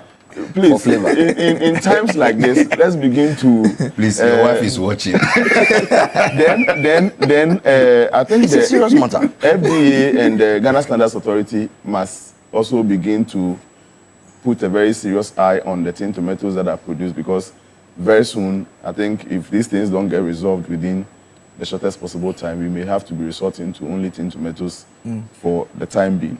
Okay. And we hear of some challenges with the tomatoes that are brought onto the system and all those things. So let's help ourselves in the meantime. And then if it is true that our Greek ministry is under-resourced, as Pius mentioned, please, we cannot under-resource our Greek ministry. We cannot under-resource our Greek ministry.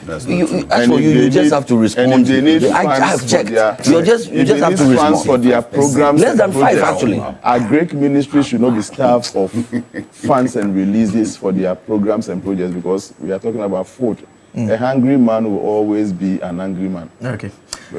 Let's wrap up on two main news items related to one subject that have become topical this week.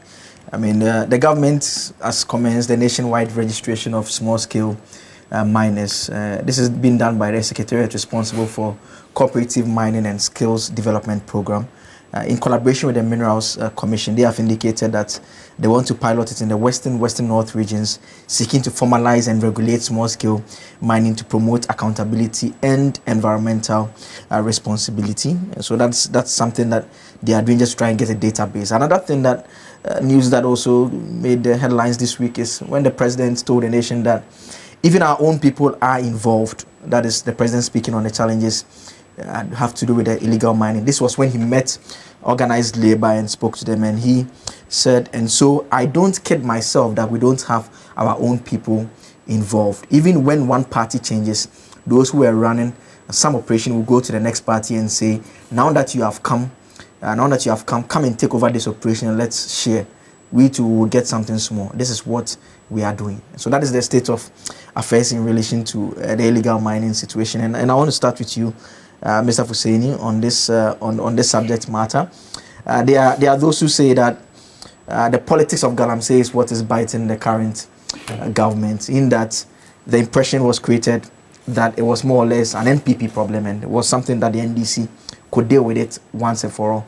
After 1 year, we hear the president telling us basically that even people who belong to his own political party basically are also engaged in illegal mining. Reality check, you would say, or you think the government is doing something differently? I think for the first time we have a president who is being very truthful, candid and straightforward with the people of Ghana. You see, that is something that we lacked for like 8 years ago. We lacked in this country. The fact of the matter is that, as I speak to you now, almost all the 9 forest reserves, especially in the western region, that were no-go areas for even Forestry Commission and even the military, have all been taken back by the Forestry Commission through this government's fight against Galamsey.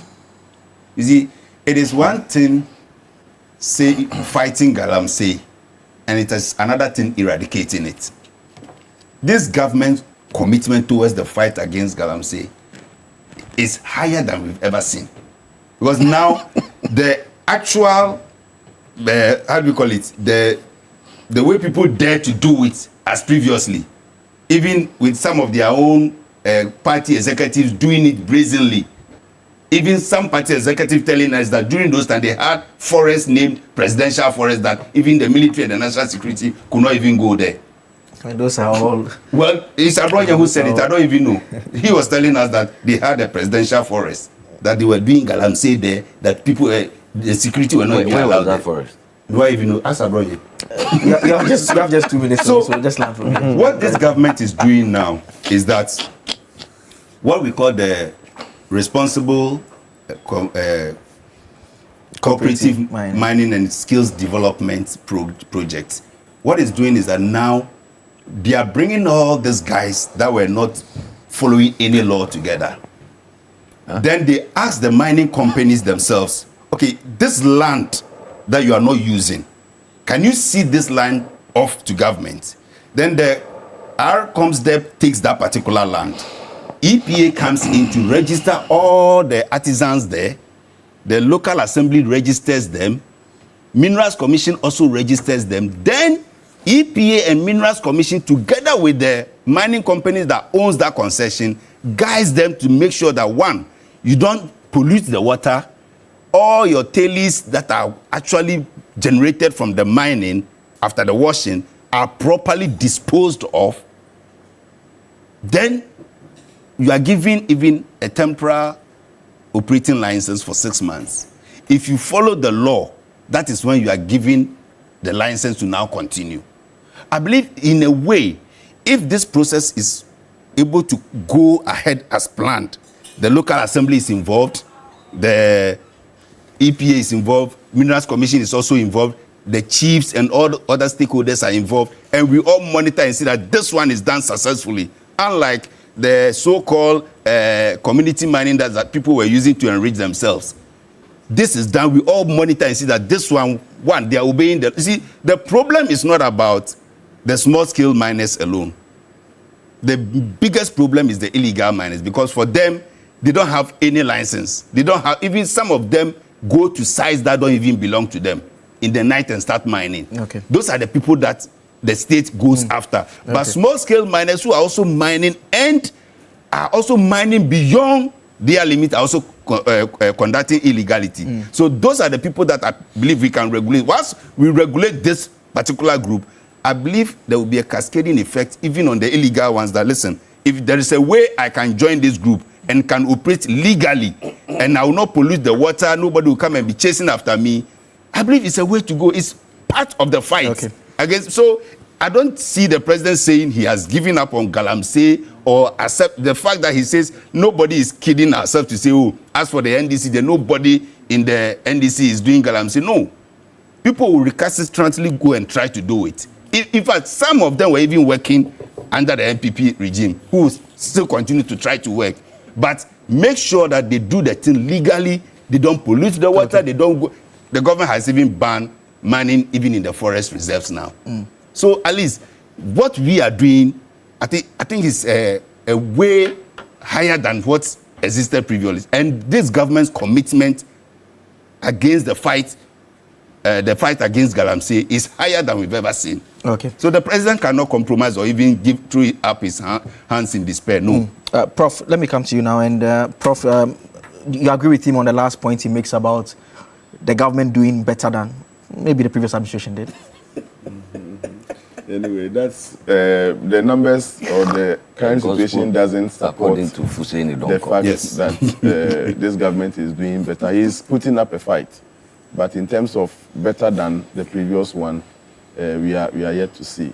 What I think is going to help going forward, and I'm not for complete ban, even though whilst Hussaini was in opposition, he was calling for state of emergency. Remember that statement, state of emergency and all those things.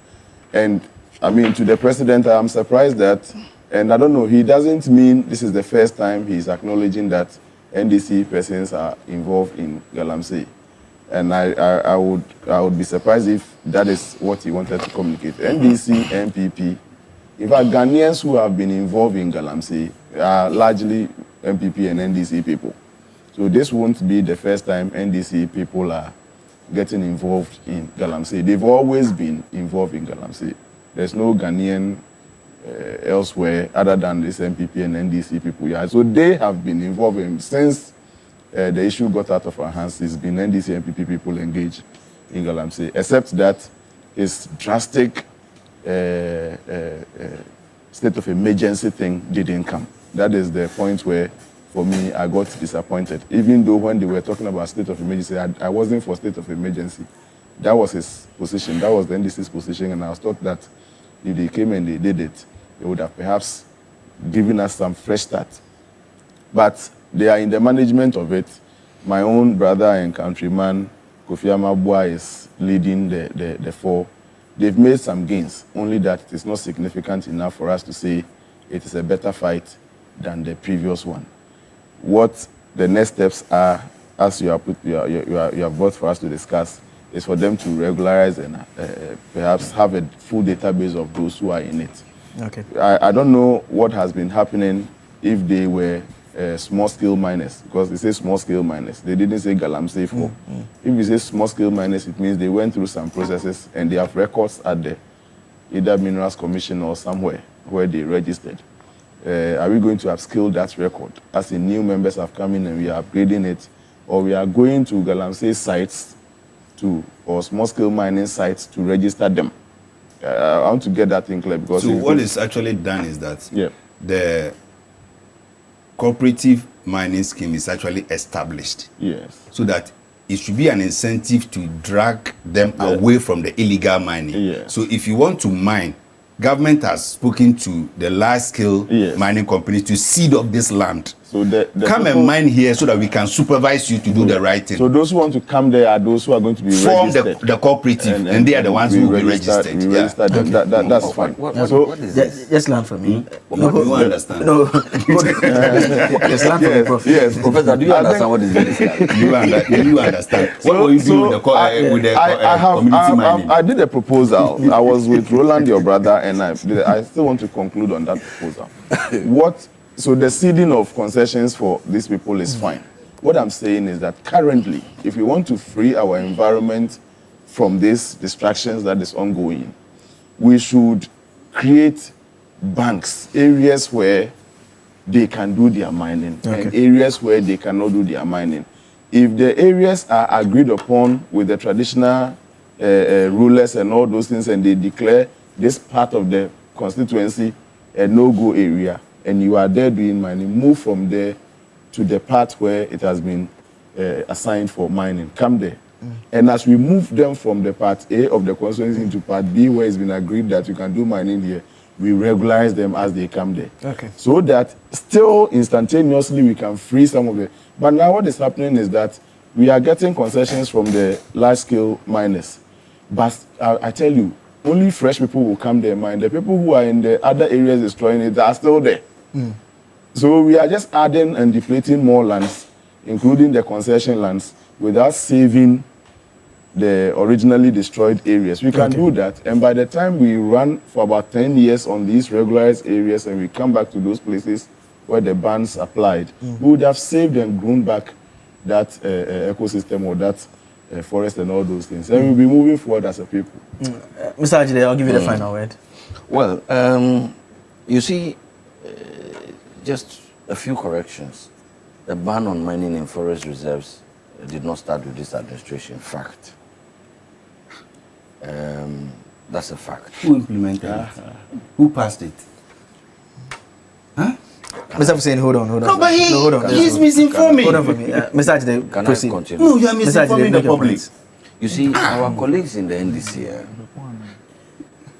because they, let me not say lied their way, I'll just say because they spoke their way into You power. are responsible for all lies, so don't attribute that to us.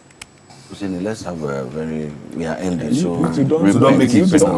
Don't make it. I'm not inviting you. It's not personal. Are you NDC? What am I? It's your father. When you say personal, are you NDC? I'm NDC. Please. What's your surname? You are Hussein, don't call. NDC. So you are the one who, so please. You see, that's the sickness that some of them have. Anytime they hear NDC, then bam, they get into combat mode. We are discussing national development. In any case, it looks like my brother is talking about something entirely different. And that is the confusion that Professor has. We are talking about small-scale miners. People who have been certified already to go and mine. That is regulated to a certain extent. That the NDC government, the ministry is saying that we want to do some registration for. No. That's not correct. Mr. Hussein, hold on. That's not correct. No, hold on. I can No, read. you just hold on. I want you to hold on. Yes, No, go ahead. no, Yeah, go he ahead. doesn't understand. No, go ahead. Hold on. Just go ahead. Yes, go ahead. They are not small It is scale miners. completely different from the cooperatives that he's talking about. The cooperative is an intervention that is supposed to be targeting illegal miners. Small scale miners are not illegal miners. But what did I say here? It's a way to take them out of the illegality. Mr. Hussein. So when The people are not in illegality. If this continues, we're not close to the small scale miners are not in illegality. I'll give you the chance. I'll give you the chance to respond. Just hold on. Yes, go ahead. Small scale miners are not in an illegality. Galamseyers are in an illegality. And government responded by a so-called cooperative, which is a rehash of community mining, which the previous NPP administration started. Even to a better extent, because under the NPP, technology was even introduced. You remember the gold catchers, that responsible mining, some machines were manufactured that will avoid the use of mercury and something. So the gold catcher was brought in for the what you may call the district-based community mining.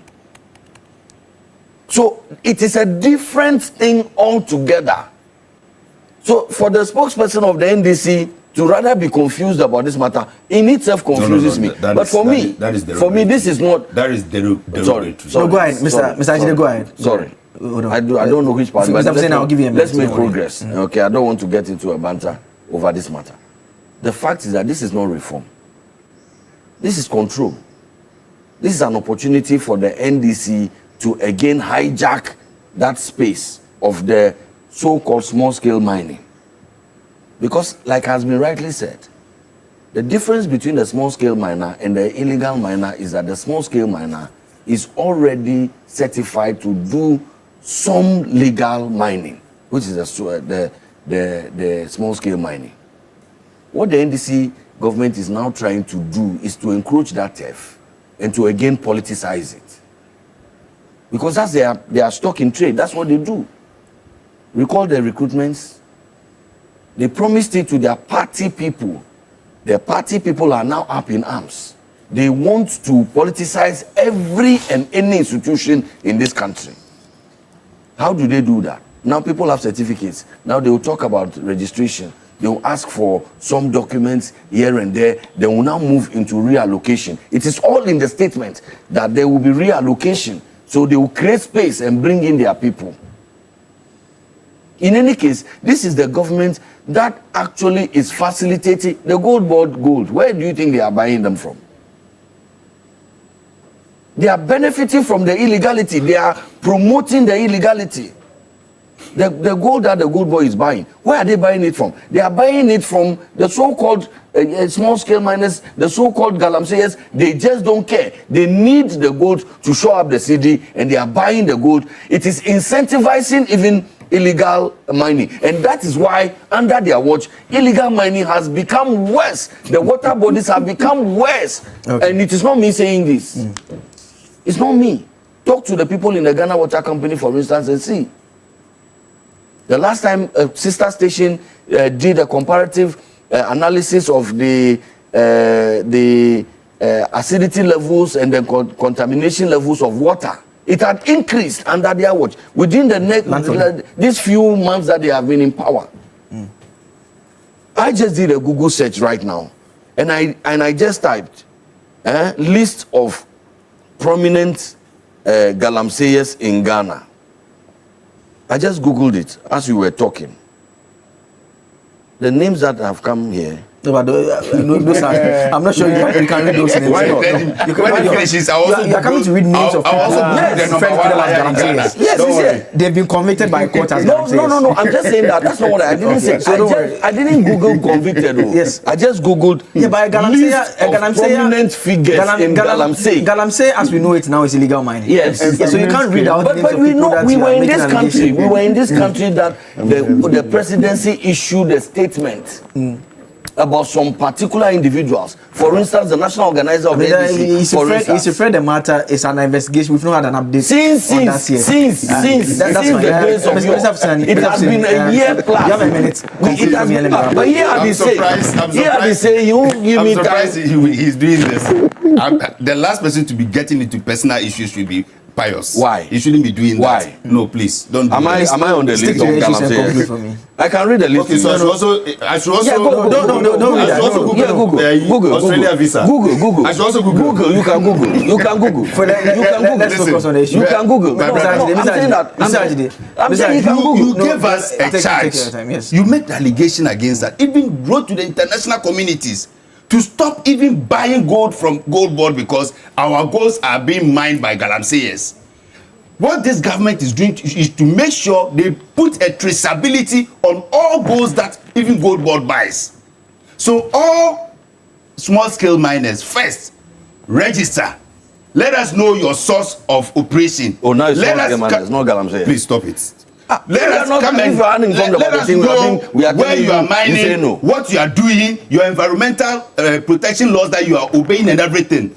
As alongside all those involved in Galamsey, if you also want to be, because Galamseyers are doing Galamsey because they don't have permits. You are so confused. This is an opportunity for you. You are shifting your position. Somebody sent you a WhatsApp. When I was telling you that this registration was directed to small scale miners, you were talking about bringing people from Galamsey. You are not even informed of what you are talking about. Responsible cooperative mining was established to actually open the door. What does that got to do with the policy we are discussing? Involved in illegal mining to come and get properly trained, formalized, and properly directed as to how to do responsible mining. Do you understand what that we are is discussing? all. All right. Are we discussing Galamsey? We are discussing registration of small-scale miners. You say we are buying from Galamsey. Would allow Government us is doing. Why are you getting the gold? Why are you getting the gold? My guest from this your morning place, Pius Hajide. Pius Hajide is former Deputy Minister for Information. Don Kofuseni is Deputy Director of Finance and Administration at the National Service Authority, and Professor Smart Sapon is Director of Research at KSTU. I thought we were going to have a calm and peaceful Eid Mubarak, but I mean it's part of. They don't want us to have a holiday.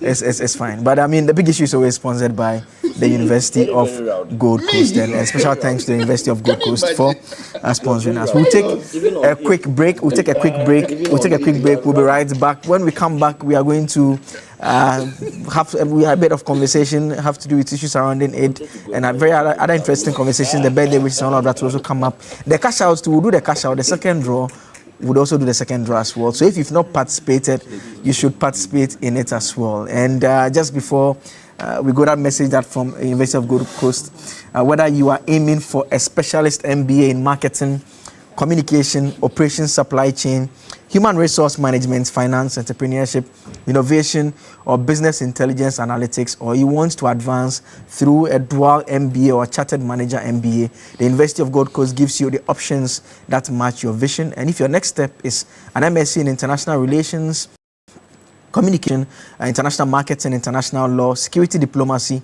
accounting, finance, or human resource management, an LLM in international law, security and diplomacy, or an MA in biblical studies, practical theology, the pathway is open.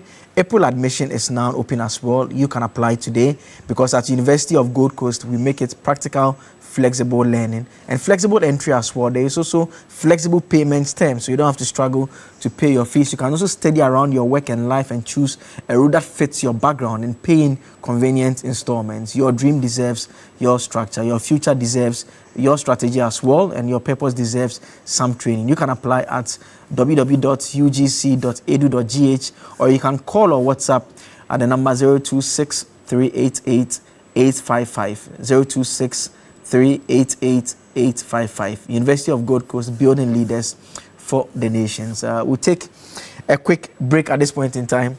We'll be right back. Stay tuned in.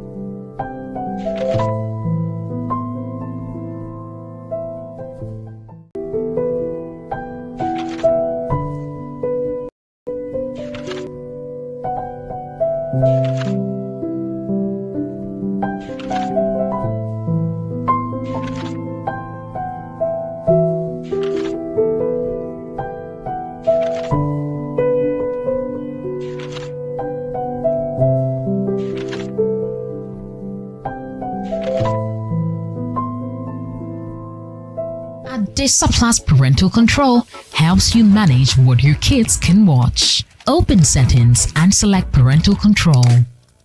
Enable the feature and create a 4-digit PIN. Choose a maximum content rating you're comfortable with.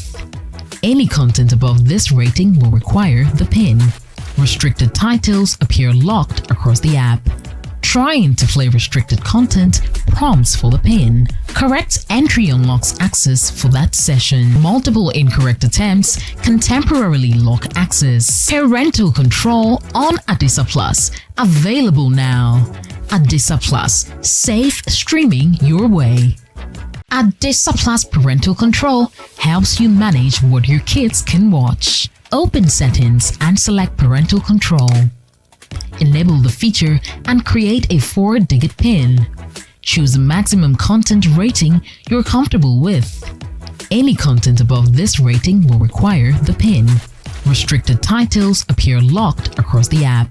Trying to play restricted content prompts for the PIN. Correct entry unlocks access for that session. Multiple incorrect attempts can temporarily lock access. Parental control on Adisa Plus. Available now. Adisa Plus. Safe streaming your way. Adisa Plus parental control helps you manage what your kids can watch. Open settings and select parental control. Enable the feature and create a 4-digit PIN. Choose a maximum content rating you're comfortable with. Any content above this rating will require the PIN. Restricted titles appear locked across the app. Trying to play restricted content prompts for the PIN. Correct entry unlocks access for that session. Multiple incorrect attempts can temporarily lock access. Parental control on Adisa Plus. Available now. Adisa Plus. Safe streaming your way. Adisa Plus parental control helps you manage what your kids can watch. Open settings and select parental control. Enable the feature and create a 4-digit PIN. Choose a maximum content rating you're comfortable with. Any content above this rating will require the PIN. Restricted titles appear locked across the app. Trying to play restricted content prompts for the PIN. Correct entry unlocks access for that session. Multiple incorrect attempts can temporarily lock access. Parental control on Adisa Plus. Available now. Adisa Plus.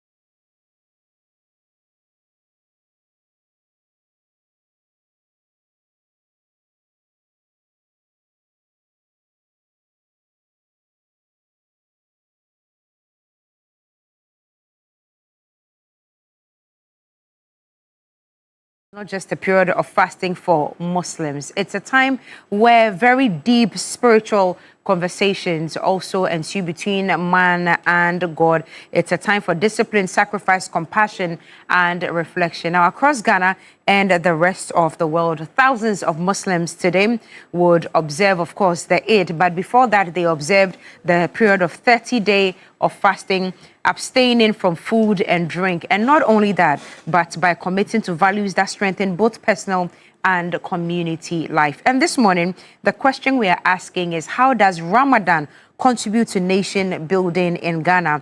And what can all of us, regardless of our faith, also learn from all the values that Ramadan has to offer? One more time again on the show, my favorite, your favorite, is here. Ismail Muhammad Tusuwa, former Imam, Ghana National Mosque. Baraka Salah. Sheikh, how you doing? I'm good. Everything okay? It's been a You while. look beautiful. I love the blue. Thank you. The last time it was white. Yeah. But today it's blue. Yes. Did you get to visit Mecca this year? Because of the ongoing crisis, so I shouldn't go. Can you imagine? Yeah. And I can tell it's the story of many Ghanaians out there as well. Right. Many people were getting ready to go, Right. but because of the disturbances. In fact, my flight was through Emirates, and that was where the issues that's the were. zone, that's the heat right yeah, now. yeah. So you couldn't I make go, it. yeah. So if I can ask, it's good that we've started the conversation from the war, the Iran-Israeli-USA war, and all the insurgents and the panic it is causing. For you as Muslims, for you as Sheikh in the Muslim world, does it disturb you as well? And what signal is it putting into the world out there? Of course, Islam, as the name suggests, is a religion of peace. The word Islam, it means peace. So therefore, Muslims should be the first people to preach for peace. So we are just, during these special days, we ask Allah the Almighty to put an end of what is going on in the Middle East. I mean, there are so many people who are not even connected to these political wars, and they've lost their lives. So it's not something that is a good thing. So, especially innocent children. Yeah, that's right. I see. Let's talk about Ramadan. Let's concentrate a little bit on the fasting and then the real core values, the real meaning that Ramadan holds. What are the values, apart from the fasting, what are some of the values that Ramadan in itself holds? Yeah, so Ramadan, like you said earlier, it's not about abstaining from food or drink. It's much wider than that. Allah stated in the Quran, that Quran chapter 2 verse 183, that Ya ayyuhal ladhina amanu, that oh you who believe, kutiba alaykum as-siyam, that fasting has been prescribed for you, kama kutiba ala alladhina min qablikum, as it was prescribed for those who came before you, la'allakum tattaqun, so that you may attain God consciousness. So that's the primary objective of fasting, to attain righteousness, in other words, God consciousness. And this verse explicitly mentioned that even before Muslims, the other religious faith, they were also fasting.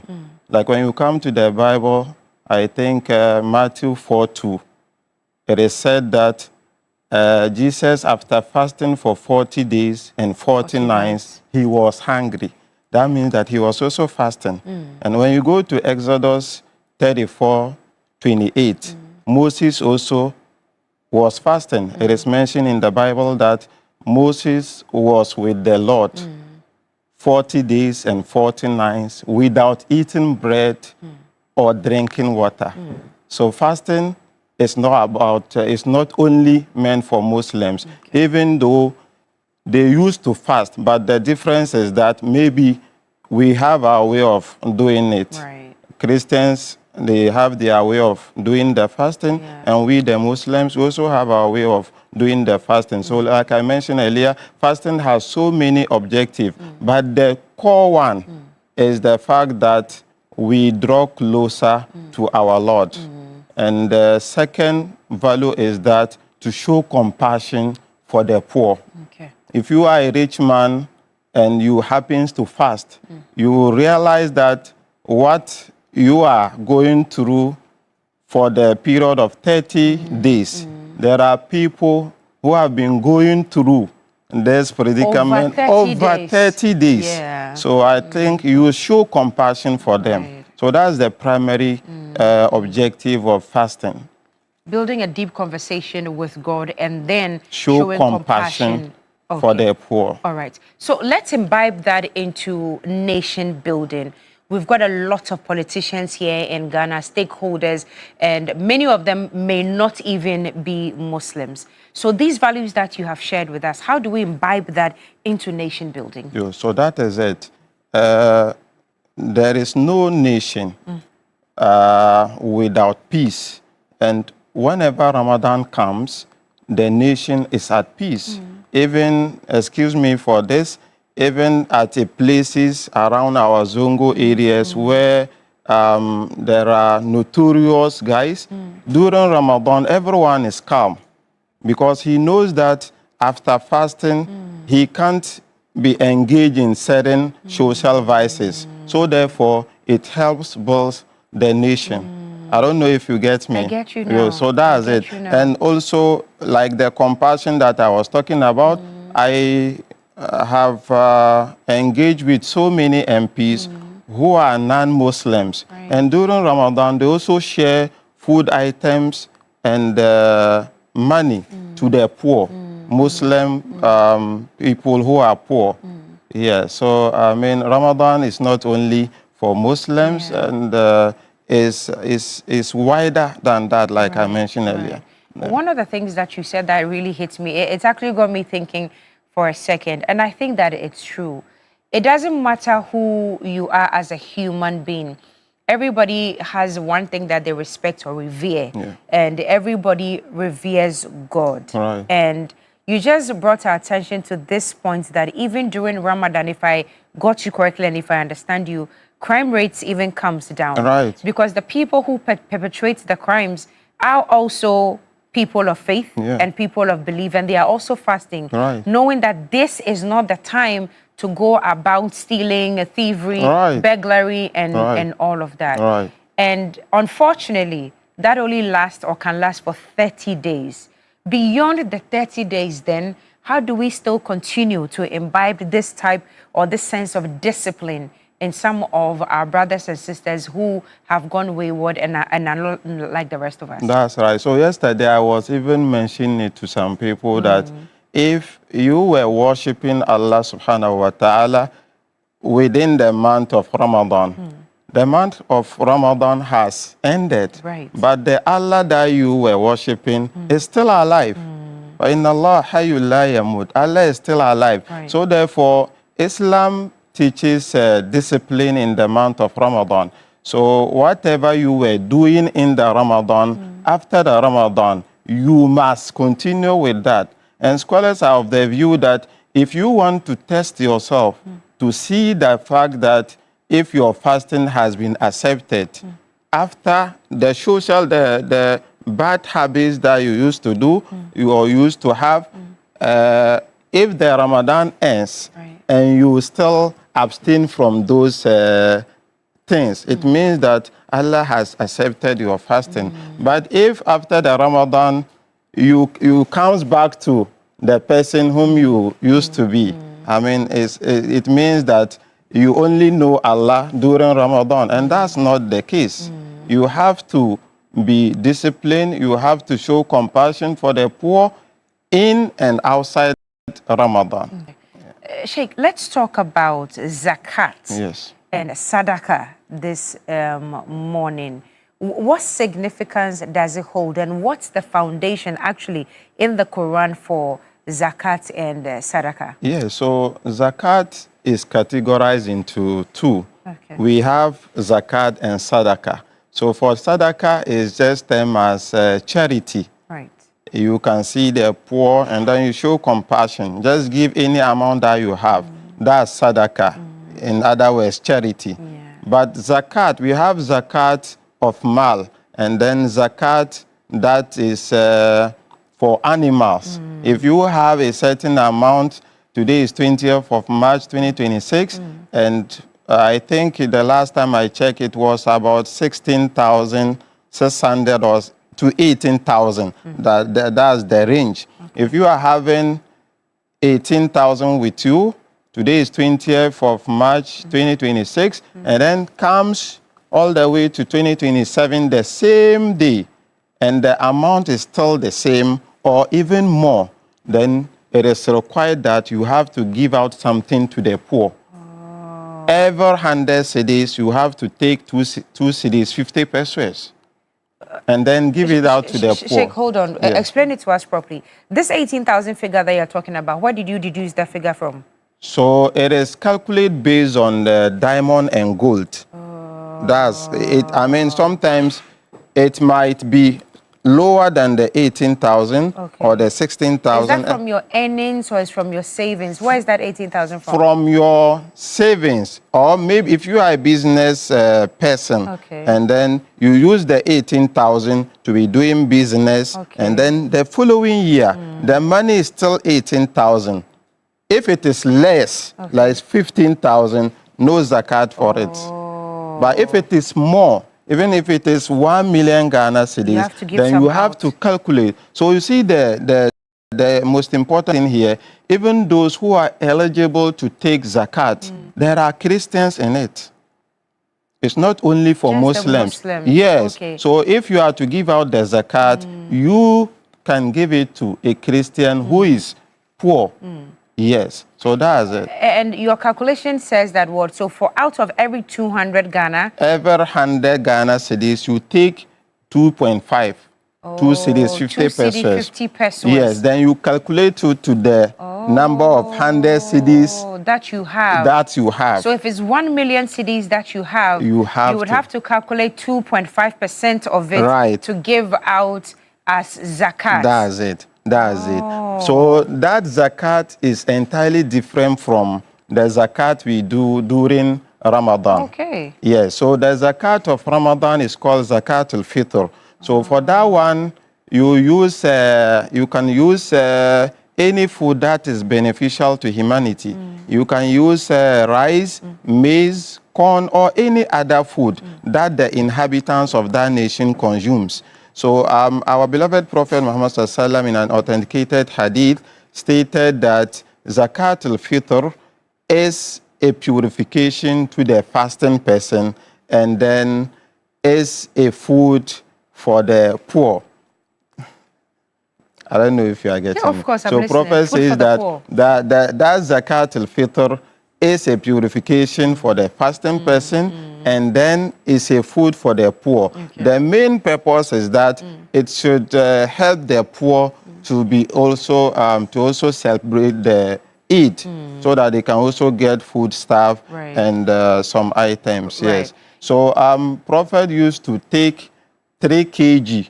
If you are using rice, 3 kg of it, maize 3 kg of it. So if you are a family of 10, you calculate 3 kg by 10. Okay. Then you give it out. Even though some scholars are of the view that if you give out only the rice or the corn or the maize, it will be very difficult for the poor to turn it into food.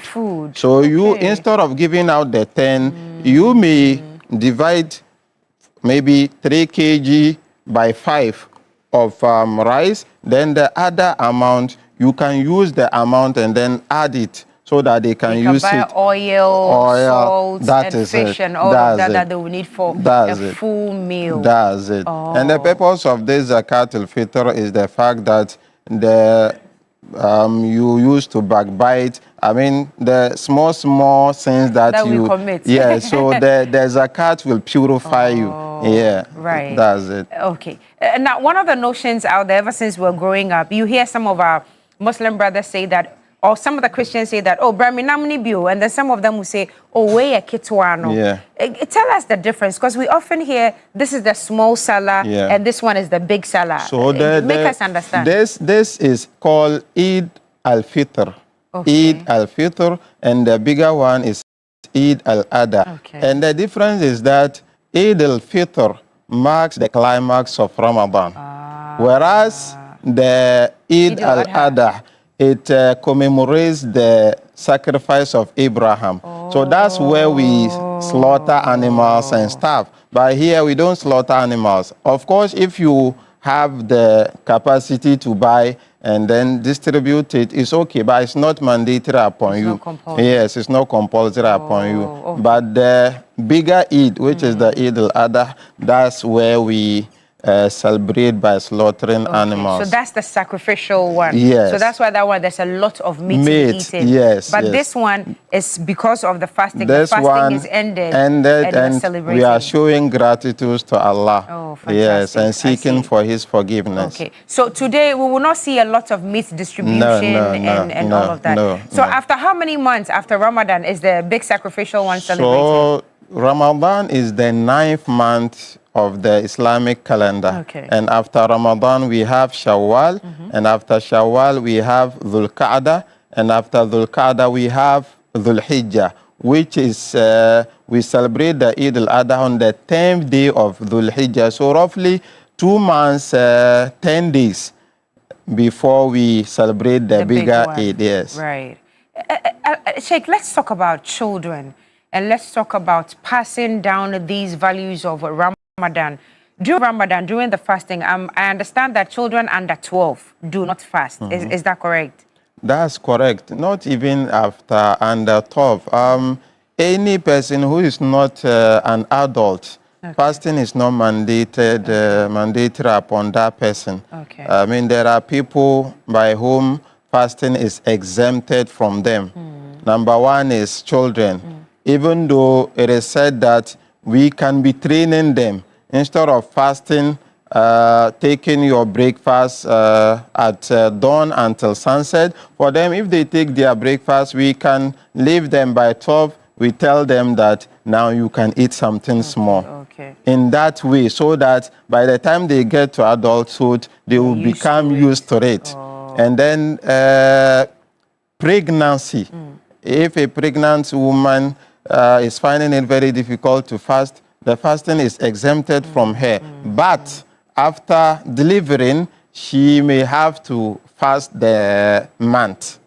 That is outside the month of Ramadan. Right. And if you are on a journey, if you are a traveler, fasting is not mandatory upon you. You can count the number of days that you've missed, and after the Ramadan, you pay it back. And then old men, if you are old like 80, 90, 100 years, like our grandfather, the national chief imam, it will be very difficult for him to fast. So in that order, in that sense, fasting is not mandatory upon him. But he may have to give out something to replace the fasting. If you are unable to fast due to long time sickness, you are required to calculate every day. Like you take one meal, for instance, if you are to buy breakfast, if you are to purchase lunch or dinner, you calculate how much for an average person, not someone, you know, so there are some kind of people, they eat a lot. Not, you have to get an average, calculate for an average person. If he is going to take a dinner, how much would that take? Then you calculate it by 30 and then give it out. Yes. Okay. So I was asking a question about the children. And for the Bible, in Proverbs 22, verse 6, it says that train up a child in the way he should go. And when he is old, he will not depart from it. That's what the Bible says in Proverbs 22, verse 6. In the Quran as well, is there any verse or are there verses that talks about training children? Just because she said you can teach children how to fast and all of that. Children are the future generation. And we are talking about nation building in connection to all the values that are imbibed in Ramadan. During the holy month of Ramadan, do you have special programs that you are able to take children through to teach them about nation building and the values of Ramadan? And what does the Quran itself say about training children to become responsible adults? That's it. And there are numerous Quranic verses as well as prophetic sayings that encourage parents to take good care of their families. In other words, children. There is a verse in the Holy Quran where Allah stated that, Ya ayyuhalladhina amanu ku anfusakum, that, oh, you who believe, protect yourself from the torment of fire. Wa ahlikum nara, ku anfusakum wa ahlikum nara, protect yourself as well as your family against the torment of hellfire. In other words, you have to train the child. If the child goes wayward, Allah is going to hold you responsible because you are the one taking care of them. So, I mean, there are so many programs that we do, even outside Ramadan, imparting the knowledge or imparting the knowledge to the younger generation in order to shape them become good future leaders. All right. Sheikh, please hold on for me. We are about to cross over to the Northern region, where our Northern regional correspondent, Christopher Amwakun, is on standby for us. Of course, it's Ramadan. It's the end of the fast, and today is Eid al-Fitr, like you told us. And the celebrations are already ongoing up north. Christopher, if you can hear us, Baraka de Salah. What's going on? What do you have for us this morning? Yes, so the excitement level for the people here in the Savannah region, especially in the East Goja municipality, Salaga to be precise. You know that Salaga is one of the ancient towns in Ghana, and it is also one of the hub of Islam when it comes to the religion. And so, as today marks Eid al-Fitr, a lot of the people, in fact, about 95% of the Muslim community here in Salaga have turned up to observe the Eid prayers. In fact, there are 4 Eid grounds here in the Salaga area, and as we speak, they have all wrapped up for the Eid prayers, and the excitement level for the Muslim community is very high because having fasted for the past 30 days and today coming to thank God for a successful Ramadan and also thanking God for, as it were, answering their prayers is something that calls for this level of excitement. So they are all cladded in their nice outfits. They have come to pray, and the prayers is over, and they are moving back to their homes. Okay, so typically, Chris, after the prayers have been said and now everyone, so jubilation mood activated, typically what would happen after here? Yeah, so this is not like the big Salah where they will have to go and slaughter animals and other things. For this one, immediately after this prayer, they are going back to their homes. Some of them who have afforded some food items that will be cooking, this is where they will cook and serve friends and family. After that, some will also meet at their usual meeting place to have fun. They will move around families and friends to, as it were, greet them and share some felicitations with them. It all in the name of thanking Allah for a successful Ramadan. So with this one, there is no much activity, but we know that the youth sometimes will organize some get-together as a group and also invite friends and families to come and reminisce with them. That is what we are going to see today. Now, if you go to, for instance, other places are not observing the Eid al-Fitr today, and so they will be observing it tomorrow. And after that, they will all come together and have the fun that it deserves, and also continue to pray to Allah for His blessing. Christopher, we thank you for your time this morning. You look good in your white, by the way, and please keep an eye on other activities for us. We'll definitely come to you when it's time for the news at 12. Thank you so much for the update. Enjoy a very good Eid Mubarak as well. Thank you so much, Christopher Amwakum. And before we continue this morning, special thank you going to Abaya Vogue for our outfits this morning. Beatrice, aka Sharifa, Idrisu, and myself, Fatima, this morning. Thank you, Abaya Vogue. You can call them on 0266 466 246. Let me take the number again, 0266 466 246. Please call them. Tell them that Cookie T sent you to come and get your abaya from them. Thank you very much, Chris, for that one. Sheikh, let's also continue. Yeah. So we were talking about the kids, but Christopher said something very important. The time for the prayers on such a day like this, what time does it start? And he mentions special prayers. What are these forms of prayers that are made to Allah? So, specifically, Eid al-Fitr and Eid al-Adha should have been observing very early. If you go to the Gulf countries like Saudi Arabia, Dubai, they observe Eid al-Fitr around 6:30. In the morning? In the morning. That's how it's supposed to be. But in Tamale, I know some people observing 7:30 a.m. thereabout. Where I observe today, just around Japan Motors, they observe around 7:50 a.m. So it depends. But if we think that is something that is going to be inconvenient to the inhabitants, then we may shift the time. But ideally, it's supposed to be observed around 6:30 to 7 a.m. thereabout. Right, Yeah. 6:30 in the morning. And what are some of the prayers that are said? So we have 2 units of prayer. The Imam would say the Allahu Akbar. He will say the first one and then add 6 to it. And then just do the normal prayer. And then the second one, he will rise up and then add 5 to it, making it 6. Right. So that's it. After this one, it's more or less like the Friday prayer. Right. But the difference is that the Friday prayer, the Imam is going to deliver the sermon before the prayer. But here, the Imam observe the prayer, afterwards deliver the sermon.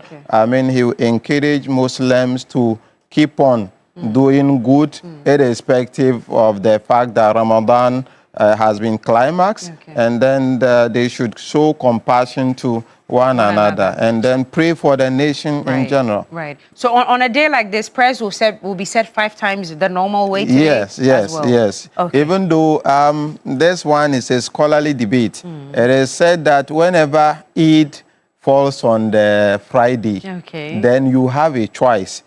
If you observe the Eid in the morning, you may decide not to attend the Friday prayer, but you can observe it at your residence. And some scholars have the view that if you observe the Eid in the morning, then you are exempted from the Friday prayer. I understand that. Yes. Sheikh, thank you so much for coming this morning. Yeah. But we need to do something before we go. You talked about praying for our nation, and you reiterated, of course, what's happening in the Gulf region of the world as well. We need to pray for peace. Right. We need to pray for the bombings and the missiles that are flying in the air to end so that we can have our lives back. So before you go, please let's say a prayer. You All can pray right. for So us. before I will recite 2 verses in the Quran, just like what we did the last time. Sure. And we are doing so because Prophet said that if you read a letter, just one letter, unlike English alphabets, Arabic also has 8 alphabets. That if you read one alphabet from the book of Allah, which is the glorious Quran, that you be credited with a reward. And that blessing would also be multiplied by 10. And these 2 verses that I'm going to recite, is just short verses, and it consists of 180 alphabets. If you multiply it by 10, you get 1,800 blessings. So we are doing so for Allah to use it to quench the fire that is going on in the Middle East, and then protect the country. Before I even forget, I would have to say a prayer for my late brother, Honorable Ibrahim Mutala. Yes. And then Honorable Alhaji Muniru Limuna. May Almighty Allah forgive them all their trespasses, and may Jannatul Firdaus be their final destination. Before I came here, my senior brother, the Education Minister, Honorable Haruna Idrisu, also asked me to say a prayer for him. I mean, last time we were so fortunate, he had an accident and Allah being so good, Alhamdulillah, he's getting better. We ask Allah subhanahu wa ta'ala to protect him among those of his servants whom he has protected. And my sheikh, he was the one who raised me as a child. He's one of the prominent scholars in Ghana. He's called Sheikh Ibrahim Basha from Tamale. He's very old, and I ask Allah subhanahu wa ta'ala to guide and protect him amongst those of his servants whom he has protected. So I will recite these few verses and then climax it with a dua. Yes, please. Yes. أعوذ بالله من الشيطان الرجيم بسم الله الرحمن الرحيم آمن الرسول بما أنزل إليه من ربه والمؤمنون كل آمن بالله وملائكته وكتابه ورسله لا نفرق بين أحد من رسله وقالوا سمعنا وأطعنا غفرانك ربنا وإليك المصير لا يكلف الله نفسا إلا وسعها لها ما كسبت وعليها ما اكتسبت ربنا لا تؤاخذنا إن نسينا أو أخطأنا ربنا ولا تحمل علينا إصرا كما حملته على الذين من قبلنا ربنا ولا تحملنا ما لا طاقة لنا به واعف عنا واغفر لنا وارحمنا أنت مولينا فانصرنا على القوم الكافرين. So we are done. I will just say a short prayer for you, this station, and any other person who is working here, the CEO, you are also projecting the nation. We ask Allah subhanahu wa ta'ala to grant you, all your heart desires. Ameen. And may Allah protect you from all sort of envy, Ameen. from all sort of evil eye, all sort of sorcery. Ameen. And I can see that you look beautiful. Thank you. And thank you very much. I hope and pray that if Allah is going to grant you a companion, may that person be the right choice for you. Not only you, I mean any other woman who is up to the task and still haven't gotten one. We ask Allah subhanahu wa ta'ala to bless you people with the right choice. Ameen.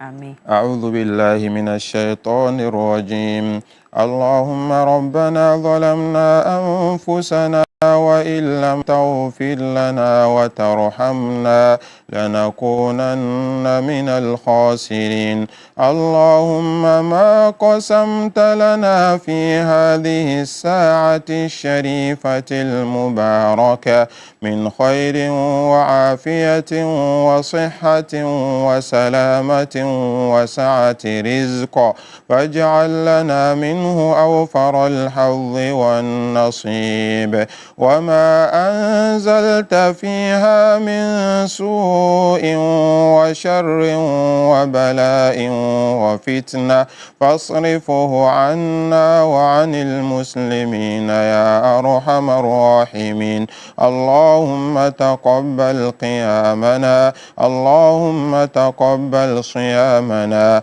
اللهم تقبل سجودنا اللهم تقبل ركوعنا اللهم استجب دعاءنا واشف مرضانا وارحم موتانا وأهلك أعداءنا ولا تخيب فيك رجاعنا واختم بالباقيات الصالحات أعمالنا اللهم ول أمورنا خيارنا اللهم لا تول أمورنا شرارنا اللهم انصر من نصر الدين يا أرحم الراحمين اللهم انصر إخواننا المسلمين المستضعفين في إيران وفي كل مكان يا رب العالمين ربنا آتنا في الدنيا حسنة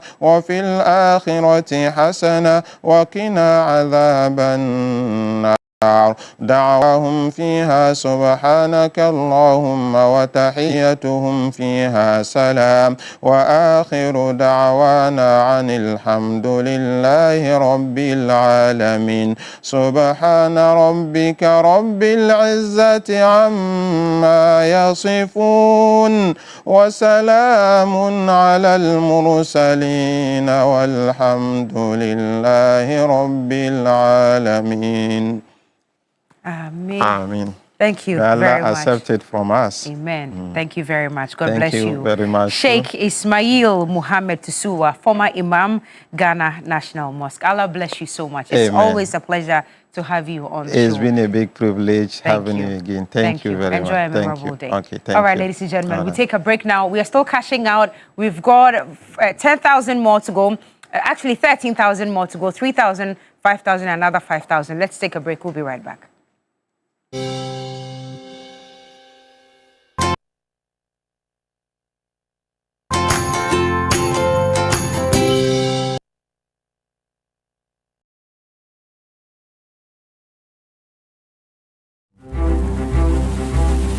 At Empire Kitchens, our skilled craftsmen pay attention to even the smallest details. The kitchen and the wardrobe are the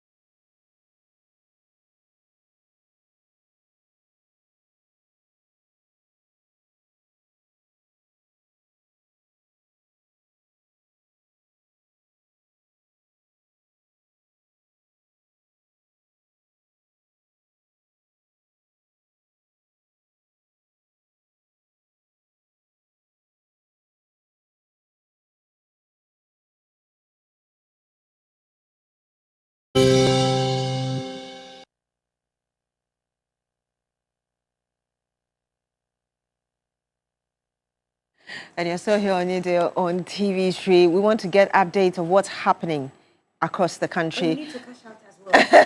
To win the cash we are giving out this morning, I'm chipping it quick. Star 439 hash if you're a Telecel or MTN subscriber. There's still 3,000, 5,000, and 5,000 to win. Yanko Kumasi. Yes, Yanko Kumasi. Ibrahim Abubakar is on standby. Ibrahim, happy Eid to you first of all. Ibrahim, we can't. Thank you, Richard. Hey, Ibrahim, you look nice, oh. You said? Oh, thank you. Hey, you look nice. Top You look man, nice. top You look man. nice. You look nice. I have to use this because of the young Yeah. So we all have to use this. Top man, How Ibrahim. do you call the hat you're wearing? The cap. How do you call that? The noise is a lot. The noise is a lot. But tell us what's happening though. How are you celebrating, and of course people around you as well? Well, so here in Kumasi, we are marking the Eid al-Fitr for religious devotion. Vibrant communities that have also some cultural celebration. As we speak, I'm currently at the Kumasi Central Mosque. We are yet to observe our Eid prayers here, even though other mosques have observed here. Here, the time we will be observing is around 10:30. And because today is also Friday, that we have to observe the Juma prayers, they decided to shift it back so that we will be able to observe the two prayers as a whole. So thousands of Muslims have begun coming here. And the day, like I said, typically begins early in the morning with the large congregational prayers. And here, people are just here to offer their special prayers and listen to sermons focused on unity, gratitude, and charity. Charity because this is a way that we cannot be able to segregate the haves and the have-not, those who have money and those who have not. Because if you have money, it is mandatory on you to ensure that you provide charity or you provide food items or cash donation to those who do not have it, so that they will not be left out of today's celebration. But because this is the regional mosque, the central mosque, we began to see dignitaries coming here, the likes of the Kumasi mayor, the country regional minister, some political heads from Japan, and the rest. But like I said, today is a joyous moment for the Muslim community. And you know that it's not easy to fast for 30 days. So some started with us, but they couldn't complete with us. So we have to be grateful to Allah for ensuring that we saw the beginning of this Ramadan and the ending of the fasting.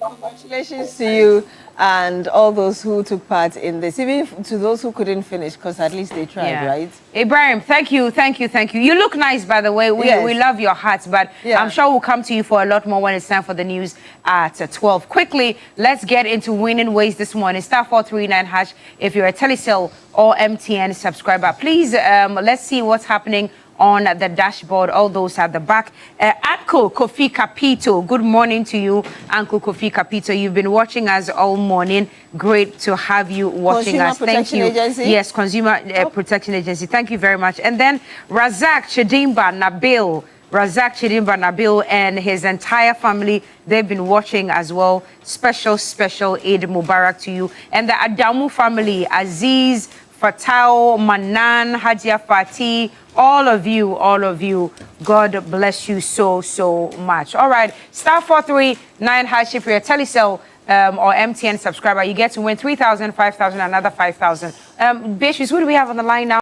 Belinda Tete. In which region? The Buno East. Okay. Buno East, right? Belinda, good morning. Good morning. How are the Eid celebrations in the region? Oh, the celebration has been amazing, and today being a Friday is usually the biggest market day of the week, but today the usual clamor that feeds the markets has been overshadowed by colorful abayas and a pool of worshippers converging to one prayer ground just to celebrate the Eid. And the prayer is currently over. We've had thousands of the worshippers gathered here, devoid of any divisions or any separations, gathered here to celebrate the Eid. The prayers is currently over. And I have here with me one lady. I want to engage her shortly before we cross over. Hello. So, good morning. Right. Welcome to TV3 Newday. Right. Thank you. So, the Ramadan is over, and today is the Holy Eid. First of all, how do you feel?